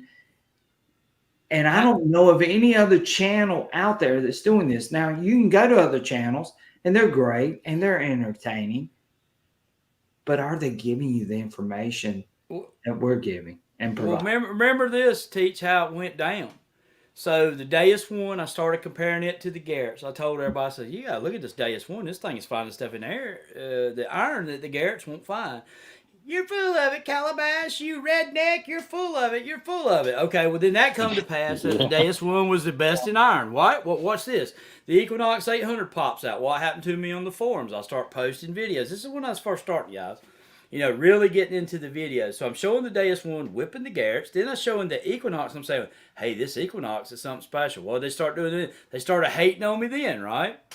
Then I start using the Equinox, and the Deus one became basically our heaviest iron hunting detector. This is how the history went. So then they hated on me for the Equinox, and I was full of crap about it. Well, that became the world's most popular metal detector ever sold, high performance, multi-frequency. The Deus One is legendary for the iron hunting. It's like the best ever made for, single frequency for iron hunting now. Well, wait a minute. Then lo and behold, the Deus 2 drops out. This is where the drama really started, right, Teach? Yeah. Yes. Yeah, you remember this? It was. So I'm on the forums, and I take it to the beach, and I say, look, this Deus 1 is blistering the Excalibur. It's beating the Equinox. Say, Calabash, you redneck, you are a relic hunter. You know nothing about the beach. Like I don't have sense enough to figure out how to run a metal detector on a saltwater beach and put a stick in the ground and see how deep it goes, And I'm like, this thing is blistering this on iron performance, on ID, etc., etc., etc. Those same guys on them forums that trash me, they're now on. One of them owns multiple Deus 2 units. So, and then one of the other ones that was a big supporter of it, he's like, he finally admitted to me on the forum. He said, yep, I believe that's probably the best detector ever made. Calabash. 2 years later. I remember I was on like one of the lives, and this is early on in my metal detecting career. I even mentioned your name one time, and I said, "Why do you guys not like right there?" Yeah, I'm like, why? I'm like, I love Calabash, and it went on like I almost got scolded, saying I liked Calabash. That was it. I didn't understand it, and I just want to let you guys know. Yeah. Well, look, Lance said the same thing. Calabash is also the reason I got banned from Friendly Metal. Yeah. So Happy New Year's, guys. Sorry. Happy New Year. Happy New Year. So the thing with Lance getting banned, and I left and they banned me. Then they said I wasn't banned. Then I was banned. You know what I mean? And then it's been a crazy ride, man. The Deus 2 come, and I showed all that, but I got a lot of hate about that Deus 2, man. But you know what? I'm gonna say this right here, Wesco. I appreciate the support, but I'm gonna say this, and this should be obvious to people. Who did the metal detecting company send the detectors to early on to debut? And why is that? Because number one, the metal detector companies knew I was for real and not bull crapping people. And I was a competent metal detectorist. You know what I'm saying? So all those guys that done all that and didn't like what I said, then they had, I kind of revved them a little bit. I did a little short. Remember that short I did teach? I said, how does it feel to have to come get information from me now? Well, there you go. So it's called vindication. It come back around. Good. It come back around. It really did. And I'm not going to just rub it in them. They're welcome back. Whatever. But yeah, they gave me a hard time, man. They really gave me a hard time. They did, and a lot of that was unfair because they didn't know you. They were attacking you for reasons that, basically were one-sided, and we know that. And Calabash was basically showing you what he was seeing out in the field, and people wanted to attack. Well, dude, it doesn't take. It's almost like this Rudis deal. The Rudis was so far behind these other detectors that I showed. People thought I was making this up. You know what I mean? It was almost unbelievable to them. So I get it to a point. You take the Deus 2 out there and you see it hit a 15 or 16 inch nickel.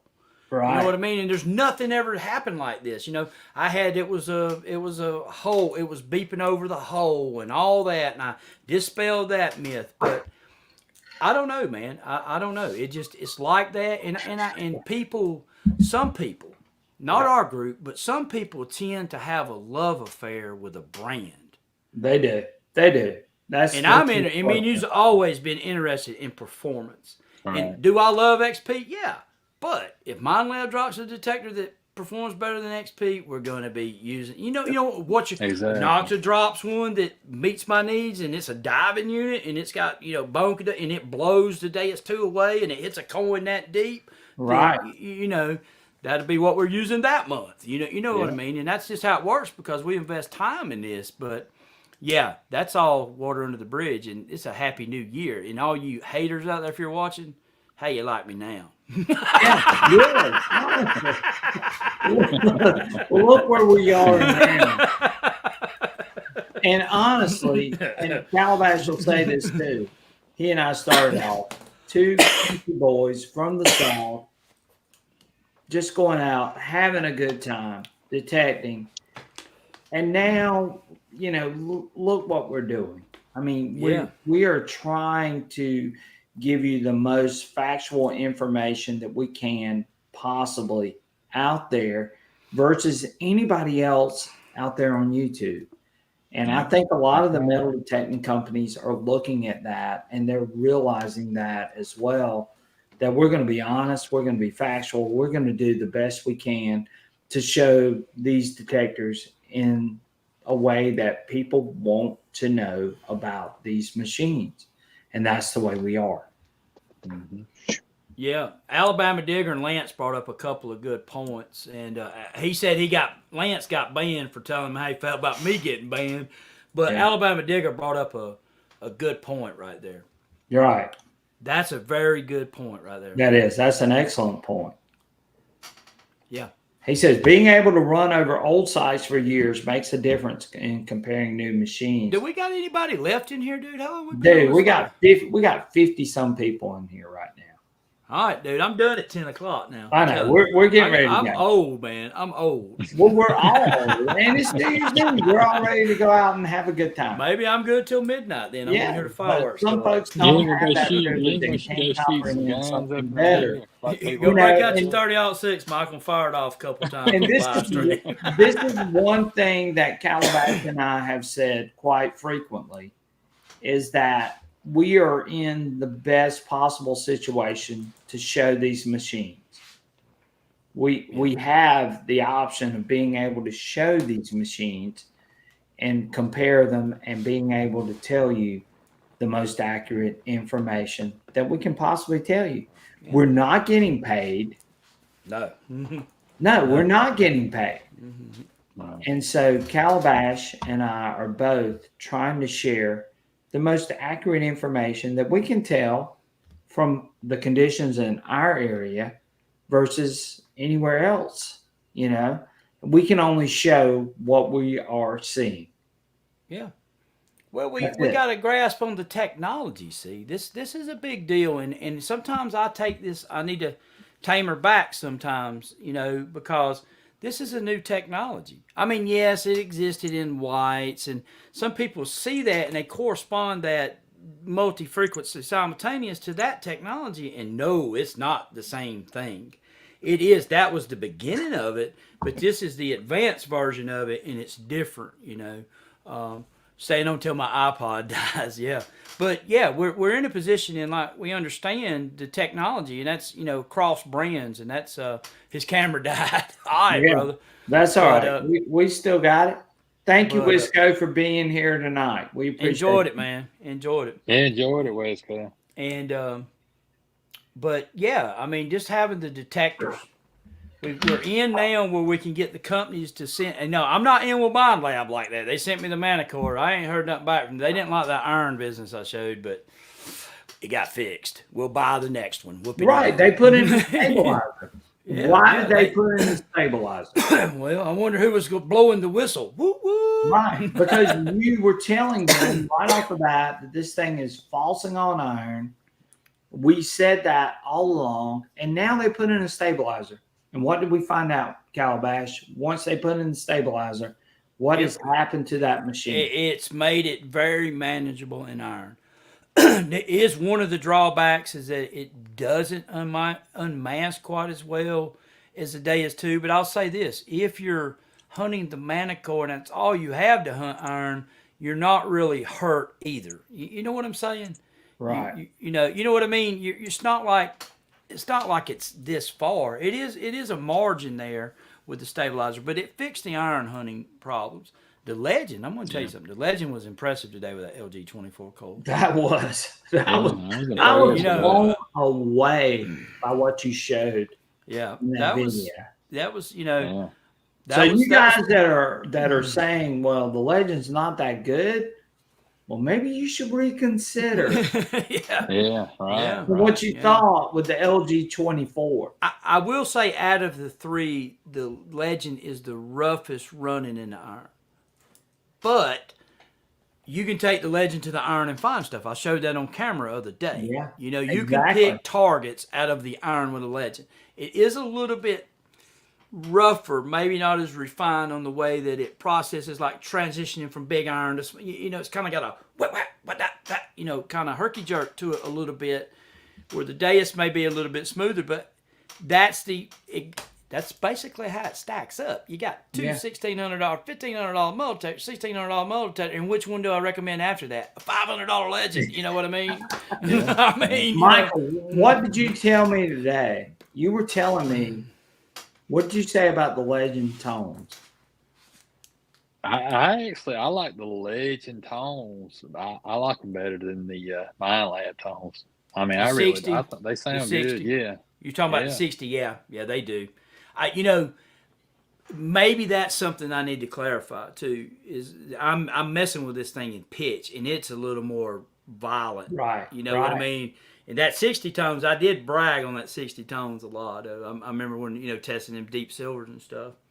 That's, you know, Michael, I need to test that machine in 60 tones and make a video about that. Right. Really And Mike, do. I think Michael is exactly right here, Calabash. I think that we might be overlooking one of the strengths of the Legend in 60 tones. Maybe when I speak about the roughness in iron, their pitch, I guess their pitch is rougher. You guys have seen the video. It kind of gives a more, it's just rougher. It sounds off. It'll get your attention. There ain't no doubt about it. It'll tell you that it's there. But I might need to look at that 60 tones a little more and think about how that stacks up to the Mind Lab tones, and look at the iron unmasking.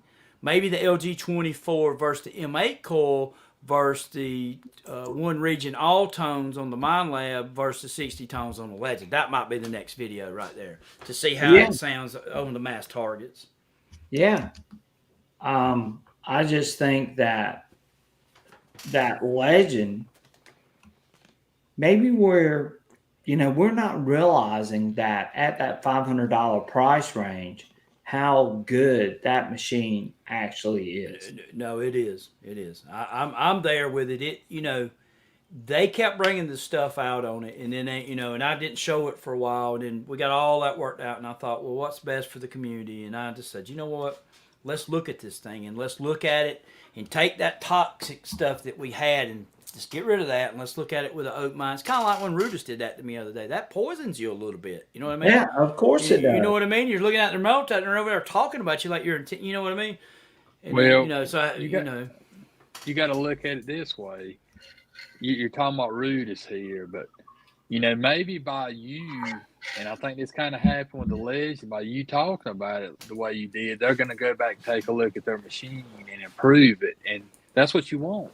It helps. Yeah. You want these companies to go back and look, and that's by you, talking about it, showing the weaknesses. That's going to drive them to make a better machine and release an update to fix that. Yeah, but I know they don't like it. I mean, I get it. People watch these videos, and it affects sales. I mean, I get that. Hey, look, I get it. If you got a business and somebody leaves you a bad review over and over again, it's going to affect your sales. I mean, I totally get that. But the problem is I don't build them; I show them. Yeah. Oh, yeah. We just show what we're seeing.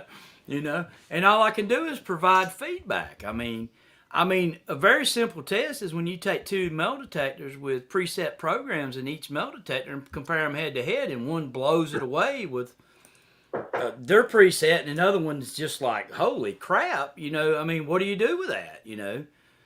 There ain't nothing to do with it. It just is what it is. One's engineered better than the other. I mean, that's normally how that rolls. Right. I mean, we're looking at these machines, and we can compare all we want, but we're going to show what we actually see. Yeah. Yeah. Yeah, that's it. Hey, would you doing a giveaway, dude? I am doing a giveaway. You better get with it, son. That's why I come here. I wanted to see what your tightwad self was going to give away. What? I've been here 3 hours, dude, waiting on you to give a hat away. I mean, give me a break, man. Come on. Let's do something. Come on. You're so bad. Well, look, Aggie Hall. Look, guys, if you watch my live stream, I'm not going to drag you 3 hours before I give you something. But look, did they get some useful information? Dude, I've enjoyed it, man. This has probably been one of the best lives that we've done. I know, because here's the thing. You had 4 knowledgeable people on here that understand these machines. Yeah, we're for real people. That's what I like to say. We're just good old boys for real people. We ain't into this. I don't know, man. Some people will just tell a lie for a metal detecting coil. We ain't into that. No, we're not. All 3 of us in here are 3 people that really genuinely care about what's going on, and we're showing you more information than any other live stream out there, whether it be your live stream or my live stream. We're sharing more information than anybody that you will find on YouTube. That's just plain facts. Lance asked a question about the beast mode. Yeah, and then I've got it up right now. Tell them. Let me look at my WhatsApp. Okay, so I sent her a message a couple of days ago about the beast mode to see if she had anything beta she could send me. Will she or not? I don't know, because I don't sign NDAs. I just go on like, hey, I won't show it till you say.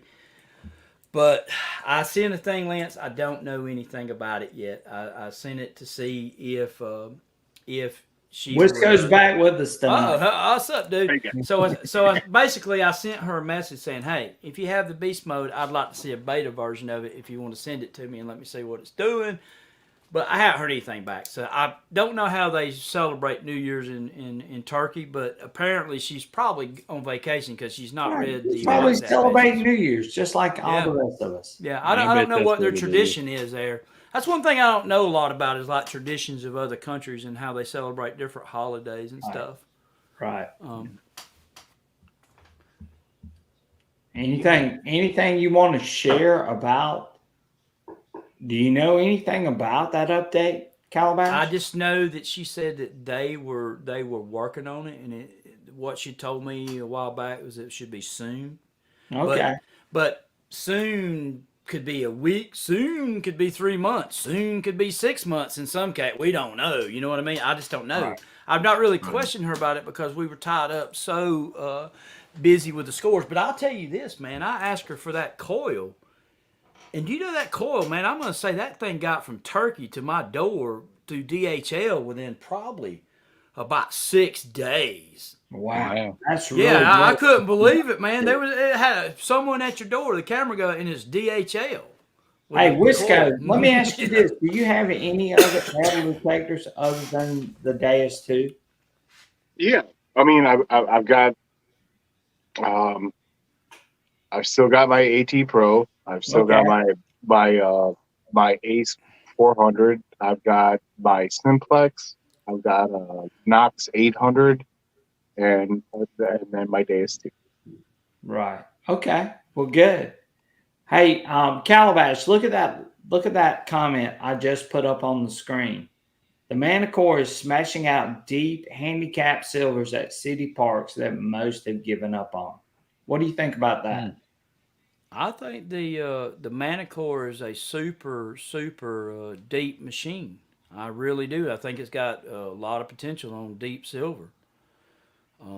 That's a stunningly deep machine. All right. So I will say that. here's my question to you. Do you think it is good in modern trash versus old iron? What do you think? It's pretty good in modern trash. Do you think it's better than the Deus 2 in modern trash? No, I don't, and I'll tell you why. Okay, tell us, because a lot of people want to hear that. The testing that we did with foil and then target identification, you heard of the whole spiel that's been going on about full tones and the audio nuances. If you look at detector comparisons, they're digging into old parks up north too. I'm not saying that I'm just going on what he said and what my experience has been, and he favors the Deus 2 on the older parts digging the deep silver up there. They found a bunch of them in the older parts. But the other guy was using a Manticore that was pre-update. He was having some problems with deep iron. Right. But on my testing, the Deus 2, say if you're dealing with foil, has a pretty good advantage over the Equinox 900 and the Manticore. Like let's say you got a large cent laying there and you got this big old piece of foil laying right here. Well, the detector will average these things together. The Manticore averages them together, and it can drop the ID. The Manticore's good. That's not what I'm saying. So don't take this and say, oh, he's saying the Manticore. No, that's not what I'm saying. The Manticore is one of the best. I'm just saying that the Deus 2 with like deep high conductor or even the general program with the max frequency lowered down to 14 kilohertz is able to ignore that foil even better and closer.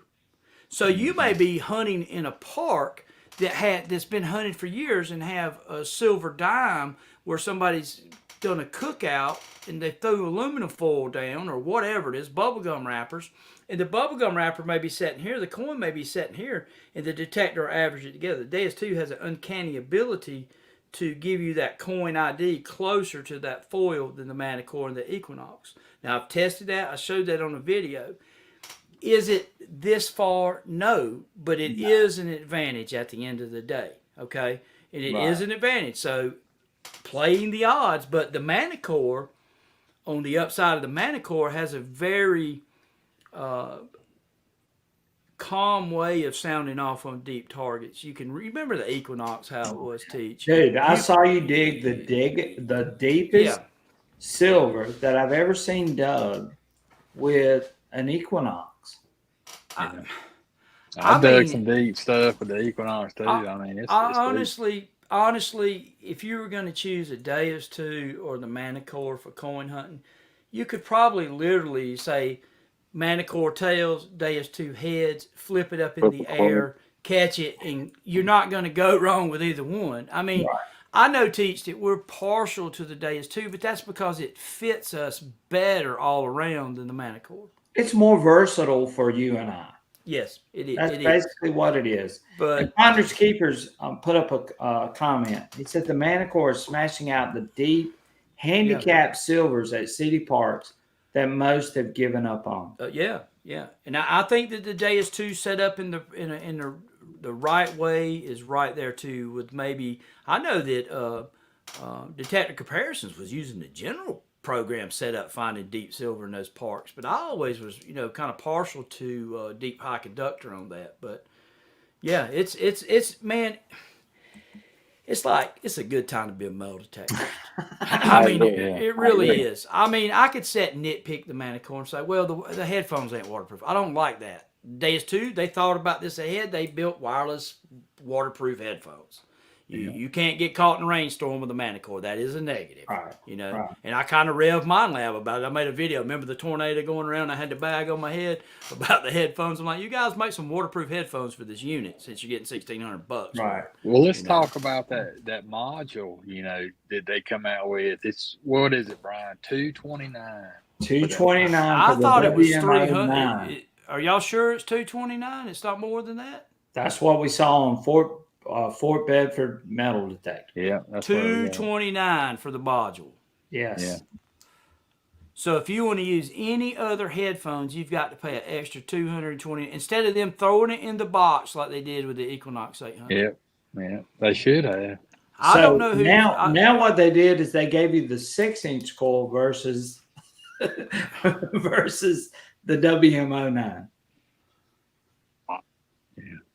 I don't like that, man. I mean, I don't know who's. Look, I get that they're a traded company where XP may be one man calling the shots and Nocta. I don't know exactly how Nocta runs, but she says that they're a small company and they're not publicly traded. So they probably got bean counters somewhere, counting the beans and making these type decisions. But to me, it's a bad look at the end of the day. I think a lot of people, I don't know, man. I mean, all the XP stuff, when you pull it out of the box, is rainproof. Even everything. You know what I mean? And I don't know. Yeah. The Manticore is a great detector. The Equinox 900 is a great detector. Look at Carson Chris's comment. I see park owners lugging around mine labs and they don't have old coins. I never found silver in parks until I got the Deus 2. Well, Overland. I mean, Detectors Comparison says that. He says that he'd rather have the Deus 2 than the Manticore. I mean, that's what he says. He'd rather use that. And then I'll tell you somebody else that was a big Mind Lab user, and he bought a Manticore, and that is Northwest Georgia Outdoors. And he goes by, what does he go by on the forums? Rattlehead, buddy. Yeah. Rattlehead bought that Deus 2, man, and he should have that plastered up everywhere because he has a look how many silver coins he dug. God, man, unbelievable. It was unbelievable all the silver he pulled out of. He had no. Did you know Rattlehead's story? He had no new permissions. He went back to the sites he had been beaten with the Mind Labs for years and pulled out hundreds of coins. Now, he talks about the silvers, but we need to talk about all them wheat pennies he found too. Right. See what I'm saying? We don't need to talk about them 200 silver coins. What about them other 700 wheat pennies that were laying there? What are they still doing there? Yeah. You know what I mean? And how did you find that? That's a pretty telling story. It is. It's a very telling story. Wisco, how about you guys down in Wisconsin or up in Wisconsin? Yeah. Tell us a little bit about what are you seeing as far as silver count goes with the XP Deus 2? I got to tell you, I mean, I've never and I have had a couple old ladies get a little upset with me because I will do the curbsides. from where there's an easement from their property to the road, from the sidewalk to the road, I should say. And I I went over all of that area with my Equinox 800 multiple times, and then one day, uh, my first silver I ever found was the first week that I had my Deus 2, and it was a more it was a Morgan silver dollar, and I swear I've been over that spot like so many times. Like there's an old district in Lake Geneva where I live, and I've gone over all of these places so many times, and yeah, I found my first Indian head penny. I found my first Morgan dollar. I found my first silver piece dollar. Multiple the other dime. Sorry. What is it? It almost looks Barber dime. Sorry. Yeah. Barber dime. I apologize. 1902 Barber dimes. And then I found a 1906 Barber dime. I have not found a quarter yet, but I'm working on that. Right. Well, I mean, and that just basically goes back to what Calabash was saying. There are so many targets out there, and which one is going to do the best? It's it's just one of them things, and I'll say this right here. I mean, we could sit and we could rattle off the pros and cons of each, but I'm not going to do that because we've got Mind Lab fans in here. We've got Deus 2. For me, the Deus 2 fits me better. Me too. But I can't say that I don't like swinging the Manticore. I enjoyed swinging the Manticore on the beach. It's got great tones. For me, on the beach, the Manticore has a little bit more depth than the Deus 2. But I could name a negative about the Manticore on the beach that I don't like. I don't like the widespread ID scale because it puts you digging the 1, 2, 3s, 4s, and 5s all the way down the scale. The Deus 2 is more compact there. The Deus 2, this is not even up for debate, has the best ergonomics of any metal detector out there. But it's tit for tat. I mean, it's just one of them deals. And if you've got a Legend, you got a Deus 2, you got a Manticore, you got an Equinox 800. And I'll say this right here. If you'll learn any one of those machines really well, you'll be a pretty dangerous dude. Yeah. You know what I'm saying? I mean... And if I had unlimited funds, I would have all of them. Yeah, exactly. I mean, but if you say, oh, my wife got me a Manticore for Christmas, but Calabash and Teach is saying that they prefer that. No, wait a minute. Time out. Go out there and learn that Manticore, and you're going to do good, too. That's what I'm getting at, man. Right. Or I got a Legend for Christmas, or you know what I mean? Hey, if you got a score or double score for Christmas, or Xterra Pro, go out there. Those machines are deep, too. I mean, it's one of them deals, man. Hey, what do y'all guys think about all this depth on these lower end machines nowadays? It's just unbelievable. That's crazy. It's crazy. We've got so many good choices in machining. Yeah. But I had some. Yeah, we do. But I'm not going to sit here and tell you that the Xterra Pro is the same thing as a Legend, or the Xterra Pro is the same thing as a Deus 2. There's differences in those machines. But for general all-around hunting, you're going to find something with all of them. I mean, Right. Yeah. when you start getting into the specialized stuff, iron, you want the deepest targets on the beach or the most deepest silver coins in a hunted out park that's been blasted for 30 years, then that's where you start looking and thinking about which one has an advantage, that might help you, Right. And look, and this is the one thing, and Johnny HB brought this just up. He says, thanks. Been dry on gold, but finding silver. It's fun hearing your views. Heck, you ran every top machine, folks, looking to buy. Your all insights is great. So, again, Calabash and I have access to the Manticore. We have access to the XP Deus 2. We have access to the WS6. We have access to the Nocta Legend, Nocta Score, Nocta Simplex Ultra. We've got access to the Xterra Pro. We've got access to all these machines. We're going to tell you what these machines are doing. Yeah. And which ones are doing the best in certain situations. Let's talk about this just for a second, Teach, while you're talking about access to Sure. all these machines. Funds. Look, guys, I get it. These things ain't cheap. And so that's when I show information, I want it to be accurate. So if you save up your money, and you go out and you buy a metal detector, then you put it on something good. Not like some of this crap that costs $1,100 that won't even hit a nail. I mean, won't even hit a coin blend beside a nail in a factory preset program. Right. I mean, I'm just saying. So, I'm at a time in my life where my wife really supports what I do, but I'm also at a time, and I've grown my channel enough where the company support what I do as far as sending me metal detectors pretty much now. Right. But it was not always the case. No. And let me tell you something about funds changing in metal detecting, West Coast Detect. When I got into this hobby, I didn't have much money. I was not in the financial situation. I'm not rich or nothing like that, but I'm not starving to death anymore either. But I was starving to death back then. So I remember I got an Ace 150, and I told my wife, I said, I want an Ace 250. And she's like, how much is it? Like $260. $260 for a metal detector? You know what I mean? Well, then I wanted a $600 AT Pro. You ought to seen the smoke fly.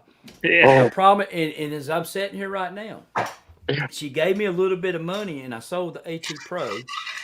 And she gave me a little bit of money. She said, what are you going to get now? And I pointed out the Deus 1, and it was over $1,000.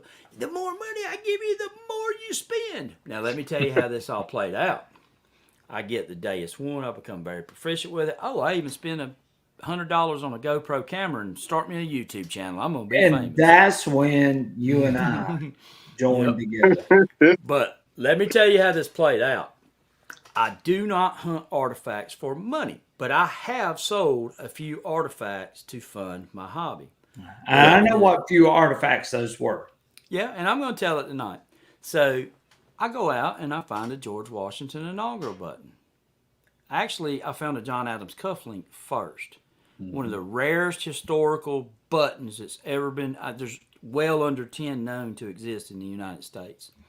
Then I found a George Washington inaugural button, which there's a good many of those, over 1,000 known, but the variety I found, there was 3 known, and that's possibly not even accurate. Mine had no back mark, so it's probably the only one known of that variety. Highly, highly rare. And what did I tell you to do with it? You tell him what you told me to do with it. I told him to sell it. And you know what? I did. You know what I did? I made a decision at that point because my wife had supported me, and I talked to her. She said, well, you can put it over there in that case, and the kids will sell it when you die, or we can enjoy it now, or you can show it to your buddies once a year when they come by, or you know what I mean? And I made a decision. I said, well, I'd like to buy some more metal detectors. I'd like to buy some more gear, and then I'd like to give her some more money because she supported me. Well, I sold those 2 buttons. I got $14,000 cash. And I split the money with her. And guess what that did? It made my hobby with her. She's always supported it from then on. And I've sold a few signs and a few things and bottles. I've found a soda bottle. I got $1,500 for soda bottles. So what I'm saying is things can change in the metal detecting hobby really quick. Sure. I'm not a purist that believes that you should never sell an artifact. I don't follow that. I polish some of my silver coins. It's mine. I found it. I'll do with it what I want. But and there's different views on that. And there's some people that take pride in not ever selling anything. And if that makes you happy, then I'm happy for you. But sometimes, if it can change at any moment. You find a big old hunk of gold ring. don't worry about stashing that thing in your collection case. If you need some more gear, sell that dang thing and give your wife some money and keep her happy too. That's just the moral of that story. Yep. Well, it goes, you know, I would 100% agree with you. That's the moral. Happy wife is a happy life. Yeah, and some people say, you sold those buttons? Those are history. Yeah, I sure did. And you know what? Sorry. I'm very proud to where they went. One of them went to the man that runs the website of the George Washington inaugural buttons. And guess where that button's at? On his website, plastered for everybody to see. Right. And another, the John Adams went to a very pristine private collector. He's a serious collector. Wasn't he a relative of John Adams? No, that was one guy that was on the forum, but this guy was actually a guy who traveled the world, and he was a writer for a magazine, and he lives in the southern part of the United States, but just a very serious collector, man. He seen that button and he knew what it was, and he paid me for that button. He paid me for it, and you know. That's just my thing, and I've sold a few Civil War buttons, but it's always been to further the hobby or take the burden off my household. So you guys out there, whichever view you take on that, I'm of the view that if it helps lighten the load, you know, turn it loose. But that's just my opinion. Yeah. There's some people that's never sold anything, you know. I talked to the guy that taught me about selling a couple artifacts, and he almost had a panic attack when he was thinking about turning loose or something. Oh yeah, I know who that guy is. I said, dude, you need to sell that button right there, dude. Or stick it back in the safe and nobody will ever see it again. And when you die, your boy will sell it. I got you. Yep. But that's just my take on it. Teach. It's 10:09, dude. Let's do the giveaway. You're holding these people hostage. Give them something. I know. We got 55 people in here tonight. Can you believe that? What are you going to give away, Teach? A knife? I don't know. We better give something away. William Bird says, my wife has used my gold to find in jewelry making. Yeah, my wife confiscated every piece of gold I found. That ring that I found with you today, she got. The necklace I found, she got. Yeah. Hey, and I'm cool with that, dude. This woman's put up with so much crap out of me about metal detectors. I spent so much time. Yeah, here. I hope I find a diamond this big and make you really happy. Yeah. You know, you could have it. Hey, you're correct. My finds have paid for 100% of my Sheens Plus. Have a serious collector on speed dial. Yeah, I know a couple. Blasted Cat Outdoors. I know a couple. I've sold. Yeah. Well, I'm gonna be honest with you, because I'm a history nut. I've never sold any of my historical artifacts. Yeah, but we had that discussion too one time. We were talking about something. But hey, go ahead. No, you go ahead.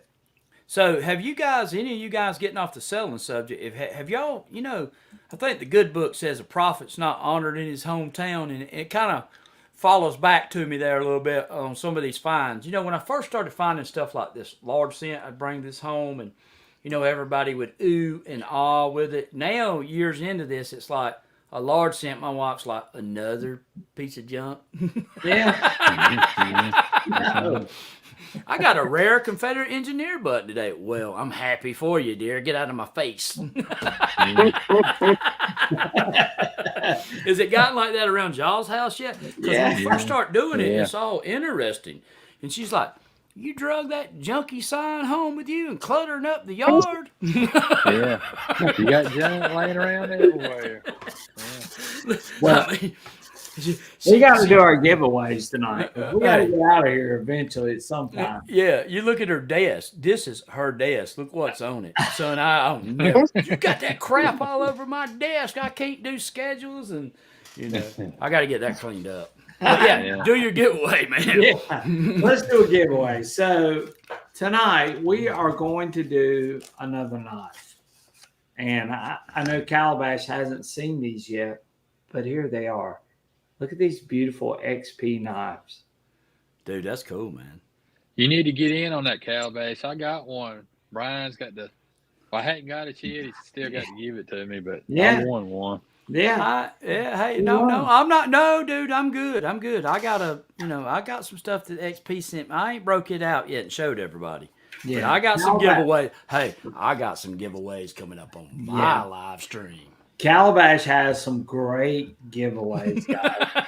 Check out his channel. And I know he's on here tonight, and we appreciate him being here with us tonight. It's been a good live. Go check out his channel. He's got some amazing, amazing things that are going to be offered on his channel on giveaways as well. Yeah. And we're going to be doing the same thing. But Calabash. Oh, I got to stand up, guys. You know, I've had the flu, so I'm catching cramps in my feet. So go ahead, do your giveaway, man. I'm just standing up for a minute. Aggie Hall's already given $4.99 because she already thinks she's going to win. Calabash, by the way. Hey, look, I'm the moderator over here tonight. I'm calling fair, drawing, or rigged. So let me be the lottery official. Calabash Digger lottery official tonight. I'm officiating this whole endeavor. So, but we're going to be giving away. Put your hands up where I can see them.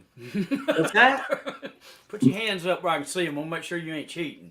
I'm not cheating, dude. Aggie Hall has won 3 times on here already, but she's been very successful. But there it is, the XP knife. We're going to be giving away that tonight, and we're going to give away a silver coin as well, Calabash. What do you think about that? I think he's trying to, dude. I think he's trying to. Never mind. Let's go ahead. I can see this. The Band of Harps is in here.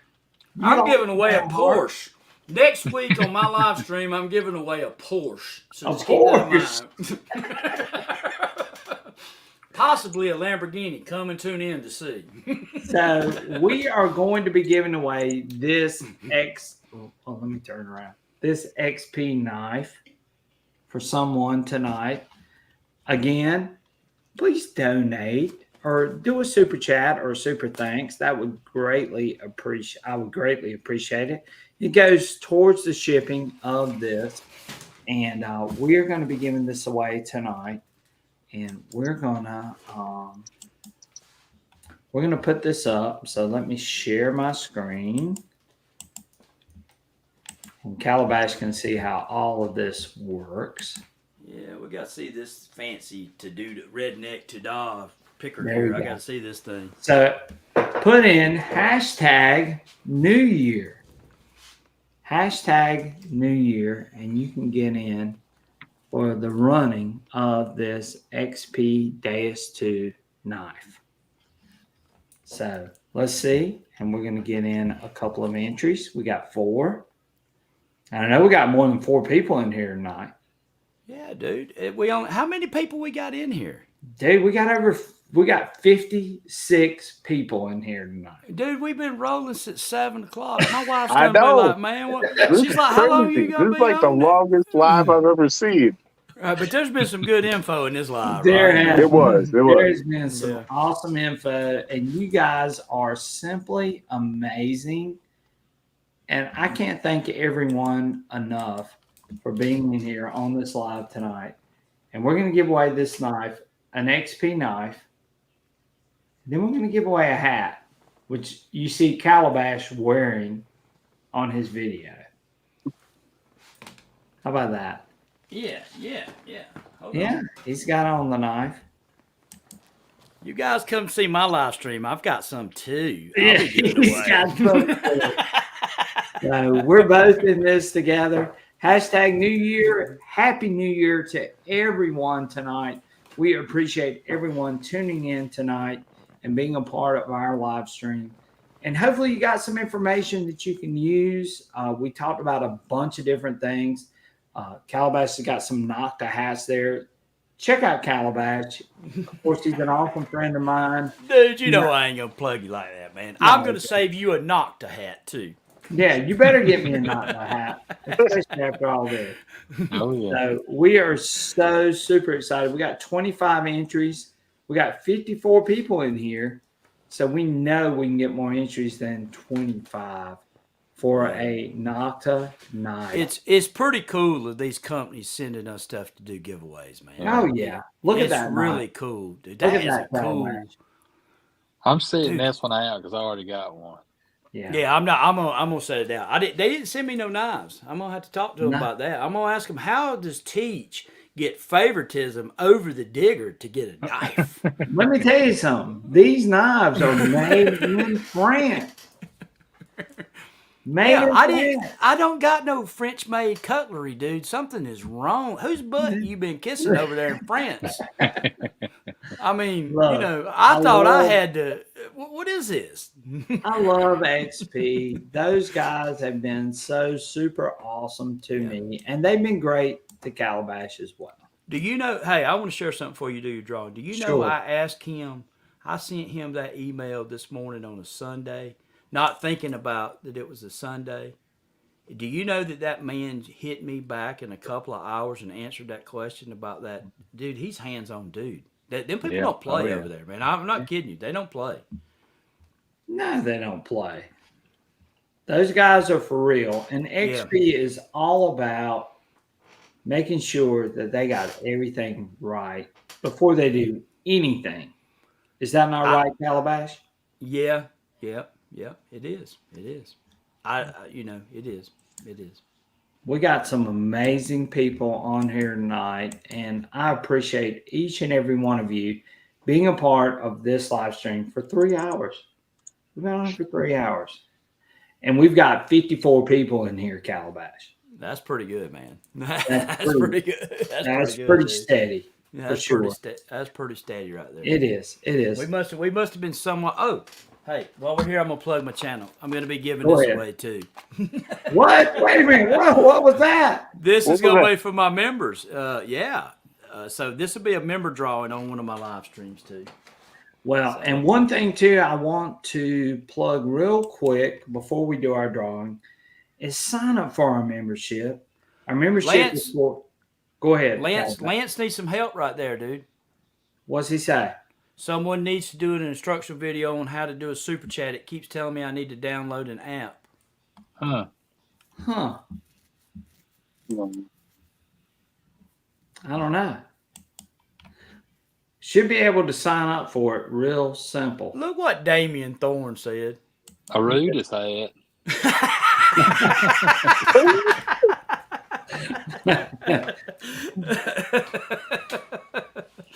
I'll pass on that one. Yeah, I think they can keep that one. That's hilarious. Well, we've got a night tonight, and Lance, hopefully you can sign up for a super chat. Calabash, we got 56 people in here. Jumping back to that one real quick, one of them guys on one of the Rudis' forums over there says, "Do you think they're listening to that American redneck?" That guy's from overseas and knows, I kind of got a southern accent. Yeah. That's hilarious. I thought to myself, there's probably a lot more people listening to that redneck than you really realize, dude. Fly Rock has given us another $5. Thank you so much, Joel. Joel is an awesome supporter of the channel. He is the best dealer out there. If you're looking for something, you're looking for a machine, you're looking for accessories, check out Joel Fly Rock at let's put his back up real quick. And there's his information below. Joel at Metal Detecting Buy, Sell, and Trade USA.com 775. Oh, I missed the number. Wait a minute. It's coming back up. 775-388-8277 or at leebelt1@gmail.com. Great service and easy to work with. Go check out Joel. If you need anything metal detecting related, Joel can hook you up. So we're going to do our drawing for our XP knife. So we have 27 entries. All right. I think that's all. Well, there's one. CZ Kid just got in. All right. We got 28 entries. Going once, going twice. What is it, Calabash? Draw. Sold. Okay, let's draw. What's so up, let's Johnny? see who is going to win the knife tonight. Dude, I'm watching this. This better not be no rigged crap. Carson Chris. There you go. Congratulations, Carson. Chris is the winner. That's a pretty nice Indian head he's got up there, dude. I know. Carson Chris is awesome. We appreciate him. He's a great supporter of the channel, and he is so deserving of this XP knife. How about that, Calabash? I think that's really cool, man. Oh, yeah. He's a cool dude. He does some serious hunting out there in them ghost towns. That's got to be some tedious type hunting with all that tin in the ground. I guarantee you. You know it is. You know it is for sure. So we appreciate Carson Chris. Thank you so much, Carson Chris. And we send me your email address, and I'm going to put that up real quick. And you can send that to sransc@gmail.com. Send me your address, and I will get that out to you as soon as possible. I'm going to tell you something, Teach. This old system you got over here is better than the system I'm using. What? What do you mean? How Dude, could I have anything better than you? Yeah, I mean, what is this? This whole my live stream software is not quite as user friendly as this. You've got your email popping up. You got your little fancy redneck winter drawer tool there. You know, I mean, it's pretty cool here, dude. He's got it figured out, don't he? Yeah, I like this. And then I look it up here on my end of the screen. And it says, "Stream this to your audience." Yeah, you could have streamed this to your to your channel. Oh, really? Huh. Yeah. Well, I had to figure this out. This is we pretty good. could I may have to switch over to this. But anyway, let's get to drawing on, man. I got to go to bed, dude. I'm old, man. Let's do our next drawing. So let's go back. And held these poor people hostage for 3 hours and 20 minutes. Oh, look at him. Look, now we got us a Deus 2 hat. Who's ready for a Deus 2 hat? Dude, these are actually really nice hats, man. They are really a nice hat. Dude, everything they make is nice. I mean, it really it's is. good. It really and I is. love the logo on the front. Yeah. And I think a lot of people really appreciate that. But we are going to go in and we're going to do this again, Calabash. Teach, did the shirts that they send you, were they the same ones that I have here? I've got some polos. Do they have the rubber logo on them? They do. They do. Okay. That's the one I'm going to send you, West Coast, since he didn't look out for you, man. I got you covered. No, whatever. Hey, Don't worry, Wisco. I'm looking out for you when you get your shirt. Michael, I would send you one, brother, but I don't have one big enough for us. They didn't. All right. So thank you, guys. Happy New Year. I appreciate it. Our next one is hashtag share the screen. If I can get it up here. Hang on 1 second. Oh, you got a glitch in this fancy operating system, I see. It can be. It can be. It's operator error. Operator error. I think it's getting later in the show. It's operator Right. error. It can be. Hashtag the hat. What about that? All right, let's put that up. And you can win an XP Deus 2 hat. Just like what Big Head down there has on. Yeah. Go ahead and get in, and we're going to draw for the hat. Dude, you're showing us the tool, man. Fix it back. What are you doing? We're all right. Don't worry about it. I'm starting collecting Oh, right okay, now. gotcha. Go ahead, put in hashtag the hat. I thought you was fixing to do a screen share and share your private credit card information by accident or something. I was trying to help you out, man. Hashtag the hat. I shared something the other day in a video. I was making a video, and I was like, dude, man, I can't be sharing that. That's my private stuff, financial stuff, man. Yeah. I was like, I had to blur it out. I didn't realize it until I started doing the edit. I was like, that's not going to work. Yeah. I don't know why it's not sharing like the way it's supposed to. I'm not seeing my drawings. We got 51 in here. Yeah, it's not showing it. No, it's not showing it. Let's do it again. We can do it. Start collecting comments. It is not collecting comments. That's not good. That's Maybe real type, bad. type in hashtag the hat.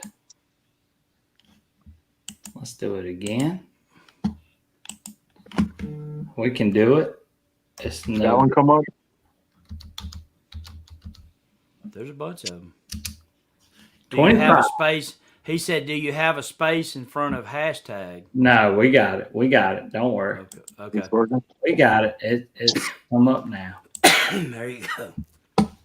Yeah. This don't play around. 25 entries. I like this, man. I like it a lot. I like this layout. Yeah. It's been a pretty good New Year's show, man. I mean, it Oh, really this has has. been an awesome, guys, and we appreciate each and every one of you being here tonight, tuning in, dealing with us for 3 hours and 25 minutes. For 3.5 hours. No wonder my feet were cramping, dude. I'm like, dude, what's going on here? My man? feet fell asleep. You're old. You're old. That's your problem. Dude, I've had the flu, dude, and you kept me on here for 4 hours. I'll probably be in the bed tomorrow, man. My wife's like, It was the best medicine for you. A live stream, Cal. That's It is, right. dude. A live stream is the best medicine. I'm for still you. sweating it out a little bit, but I'm there, man. I got plenty We've got of fluid. 50 people in here tonight. Well, give having a them the great- hat, dude, and quit holding them hostage on New Year's Eve, man. There you go. You're so contrarian. Yeah, I banned the dude off my channel for that just yesterday. All right, let's go with the drawing. Going once, going twice. Calabash, Draw. draw. Let's draw. We got 25 entries tonight. Let's see who's going to win the hat. Dude, Yeah, this reminds me of that rig stuff when my wife goes to slot machines, man. Calabash. You're so... NC lost relic recovery. Hey, dude, look at that find he's got right. You know that did Carolina Digger send you that piece he found like that the other day with the blue seal? You see it? Yeah, that's a stunner, man. That's a cool. I've never found one of those. That's really, really cool. That's the George Washington seal that he found. That Dude, is beautiful. That was a beautiful find. That's a stunner. Beautiful find. So let's put us back up here. All right. So we've had 2 giveaways. We're going to stop there tonight, Calabash. Not unless you want to go some more. Do you want to give away some of your stuff? No, but these people been here 3 hours. You need to give them another hat or something, dude. No, you think I need to? No, dude, they been here 3 hours. Quit jipping them, dude. Give them something else, man. Where's Time out. False advertisement. He told me they were giving away a silver coin on this live stream, and that's why I come Well, here. you know what? We got a silver coin that we're going to give away tonight. Yeah. He I got your back, say guys. He did say I got your back, guys. I got a memory like an elephant.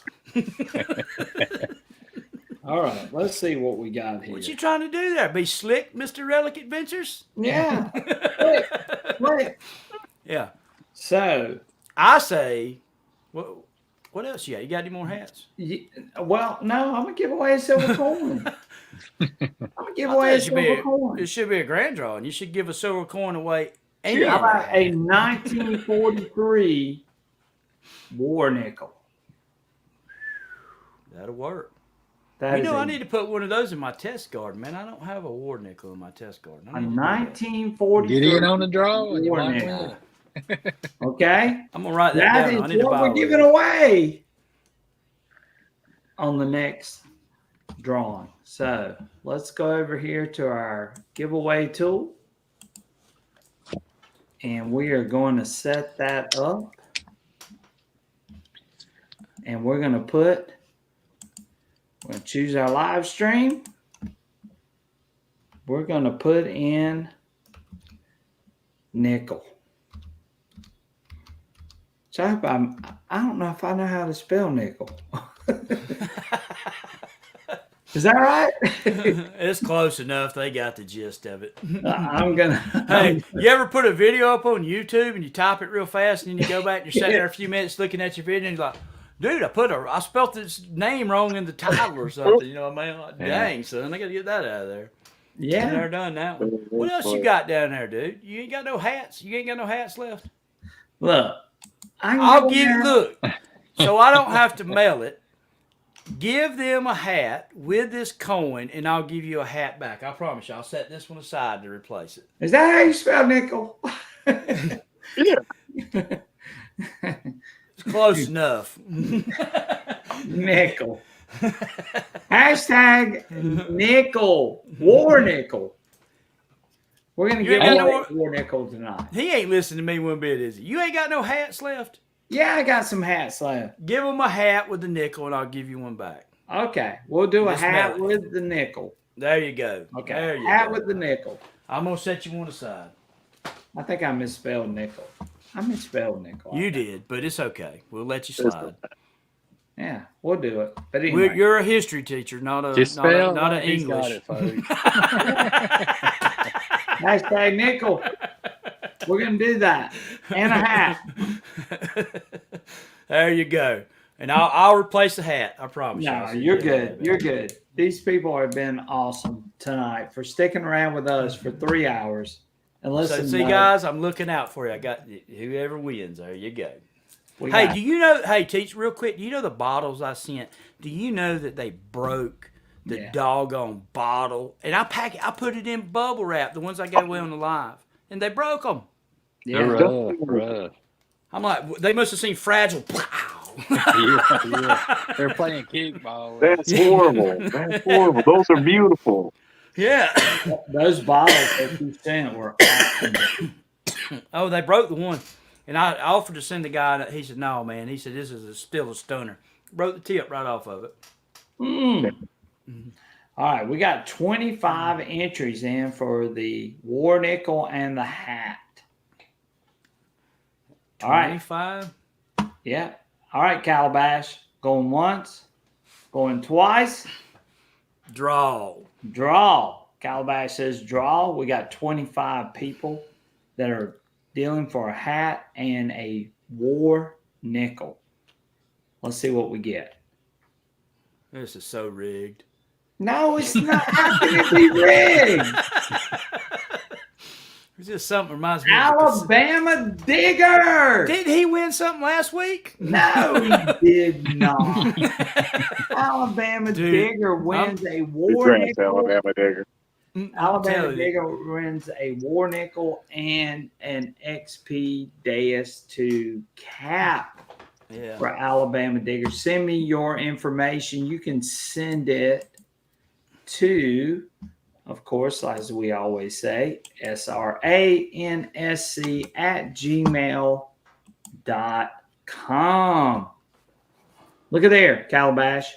Deus 2, war nickel. That's right. That's a good giveaway right there. That's a great giveaway. And they got some silver and they got a war nickel tonight. It seems like they donated to you tonight, so you won't have to take no shipping out of your pocket. That looks right. Really, anybody that would love to donate on the shipping, we would greatly appreciate it. Gosh, we got so many comments tonight. Man, you guys have been awesome tonight. Fly Rock gave him $5. We appreciate Fly Rock. And again, we do have to ship this stuff out. It does cost money. And again, if anybody would love to donate to our channel, we would appreciate it. And again, thank you guys so much for tuning in tonight. Calabash, anything you want to say before we leave? Yeah. This has been a great live stream. Enjoyed hanging out with you guys in 2023. Michael, I enjoyed it. Let's go. I've enjoyed it. Teach, I've enjoyed it. Everybody's been great. I mean, we've had so many comments. I know that I hadn't read and answered a bunch of comments. This is kind of new to me, guys. You know, this is the first time we've done it quite like this. So, Yeah. you know, I think that we'll just keep getting better and better. I mean, Oh, yeah, we're you definitely know, gonna get you know how so, we too. do it. We're going to we'll go back and look at this and say, well, you know, the comments and all that, but I think there's been some good information. Hey, you guys, I'll be doing a live, I don't know, in a few days. Right. I'll be doing some more testing on the M8 coil, the LG24 coil. I might try to take it relic hunting tomorrow. So there'll be some more things coming up. And stay tuned for Iffy's Rudis ordeal. So we'll see how that goes too. That should be really interesting. We'll see how that Anything goes. you want to say before we leave tonight? Hey, I just want to thank you guys for, you know, allowing me to come on. Calabash, Southern Relic Adventures, Brian, Teach, Calabash. I don't know what your real name is, but I'll just keep calling you Calabash. I appreciate you guys. That's cool. I appreciate you guys so much. Like you guys are what made me get started in this. And Michael, I just love your beard, bro.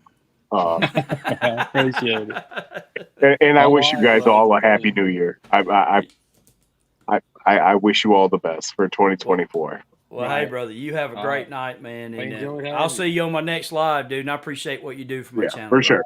Right. Absolutely. Thank you, Blasted Cat. He just gave $5. Thank you for being a member of the True Relic Hunter membership program. Blasted Cat is a great supporter of our channel.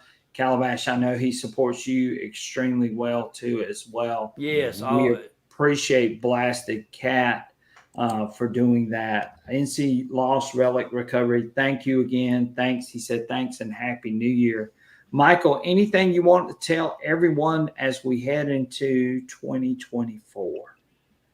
Happy New Year, guys, and hope you have a year full of relics coming up. You know, we can get out and find some good stuff. You know. Right, exactly. And we've got a lot of content coming. Calabash and I both have access to a ton of machines, and we're going to be putting up some information that you guys are going to be able to take out and use in the field and take out and sort of get your bearings on your machines. I've got a MineLab Manticore with the M8 coil coming real soon. I've got an Equinox 900, and I've also got the smaller coil too for that machine. So I'm going to be showing that real soon. I've also got the Vanquish. I've also got the Xterra, and I've also got the Legend. So we're going to be showing a lot of information on those machines in the coming weeks. And so hopefully that helps everyone with those machines. And I know Calabash has a lot of stuff coming on his channel as well. So check out Calabash. If you're not a member or not a subscriber to Calabash, go check him out, guys. This man is awesome. He's been a great friend of mine. Appreciate it, guys. Yeah, we've been a great tag team duo for the last 8 years. We've grown and grew together, and we've learned all of these machines together. Yeah. I couldn't think of anybody else I would want to be associated with than this gentleman over here. So we've had fun, brother. I appreciate all you guys. And Michael, I might see you in a week or so. My wife says she might want to ride up with me and hang out at the shops up there. So, you know, had to give her a little spending cash. But, hey, if we can get out a day of detecting, it's well worth the money spent. Remember what I said about selling relics, Wesco? I might sell something to fund that trip. I'm Teach, hit the kill button, man. Yeah. we still got a bunch of people in here. Well, I can't help it. We can't stay on here all night, dude. I got to go. I know. My wife is going to kill me here soon. Yeah, it's New Year's, dude. Yeah. Thank you guys so much.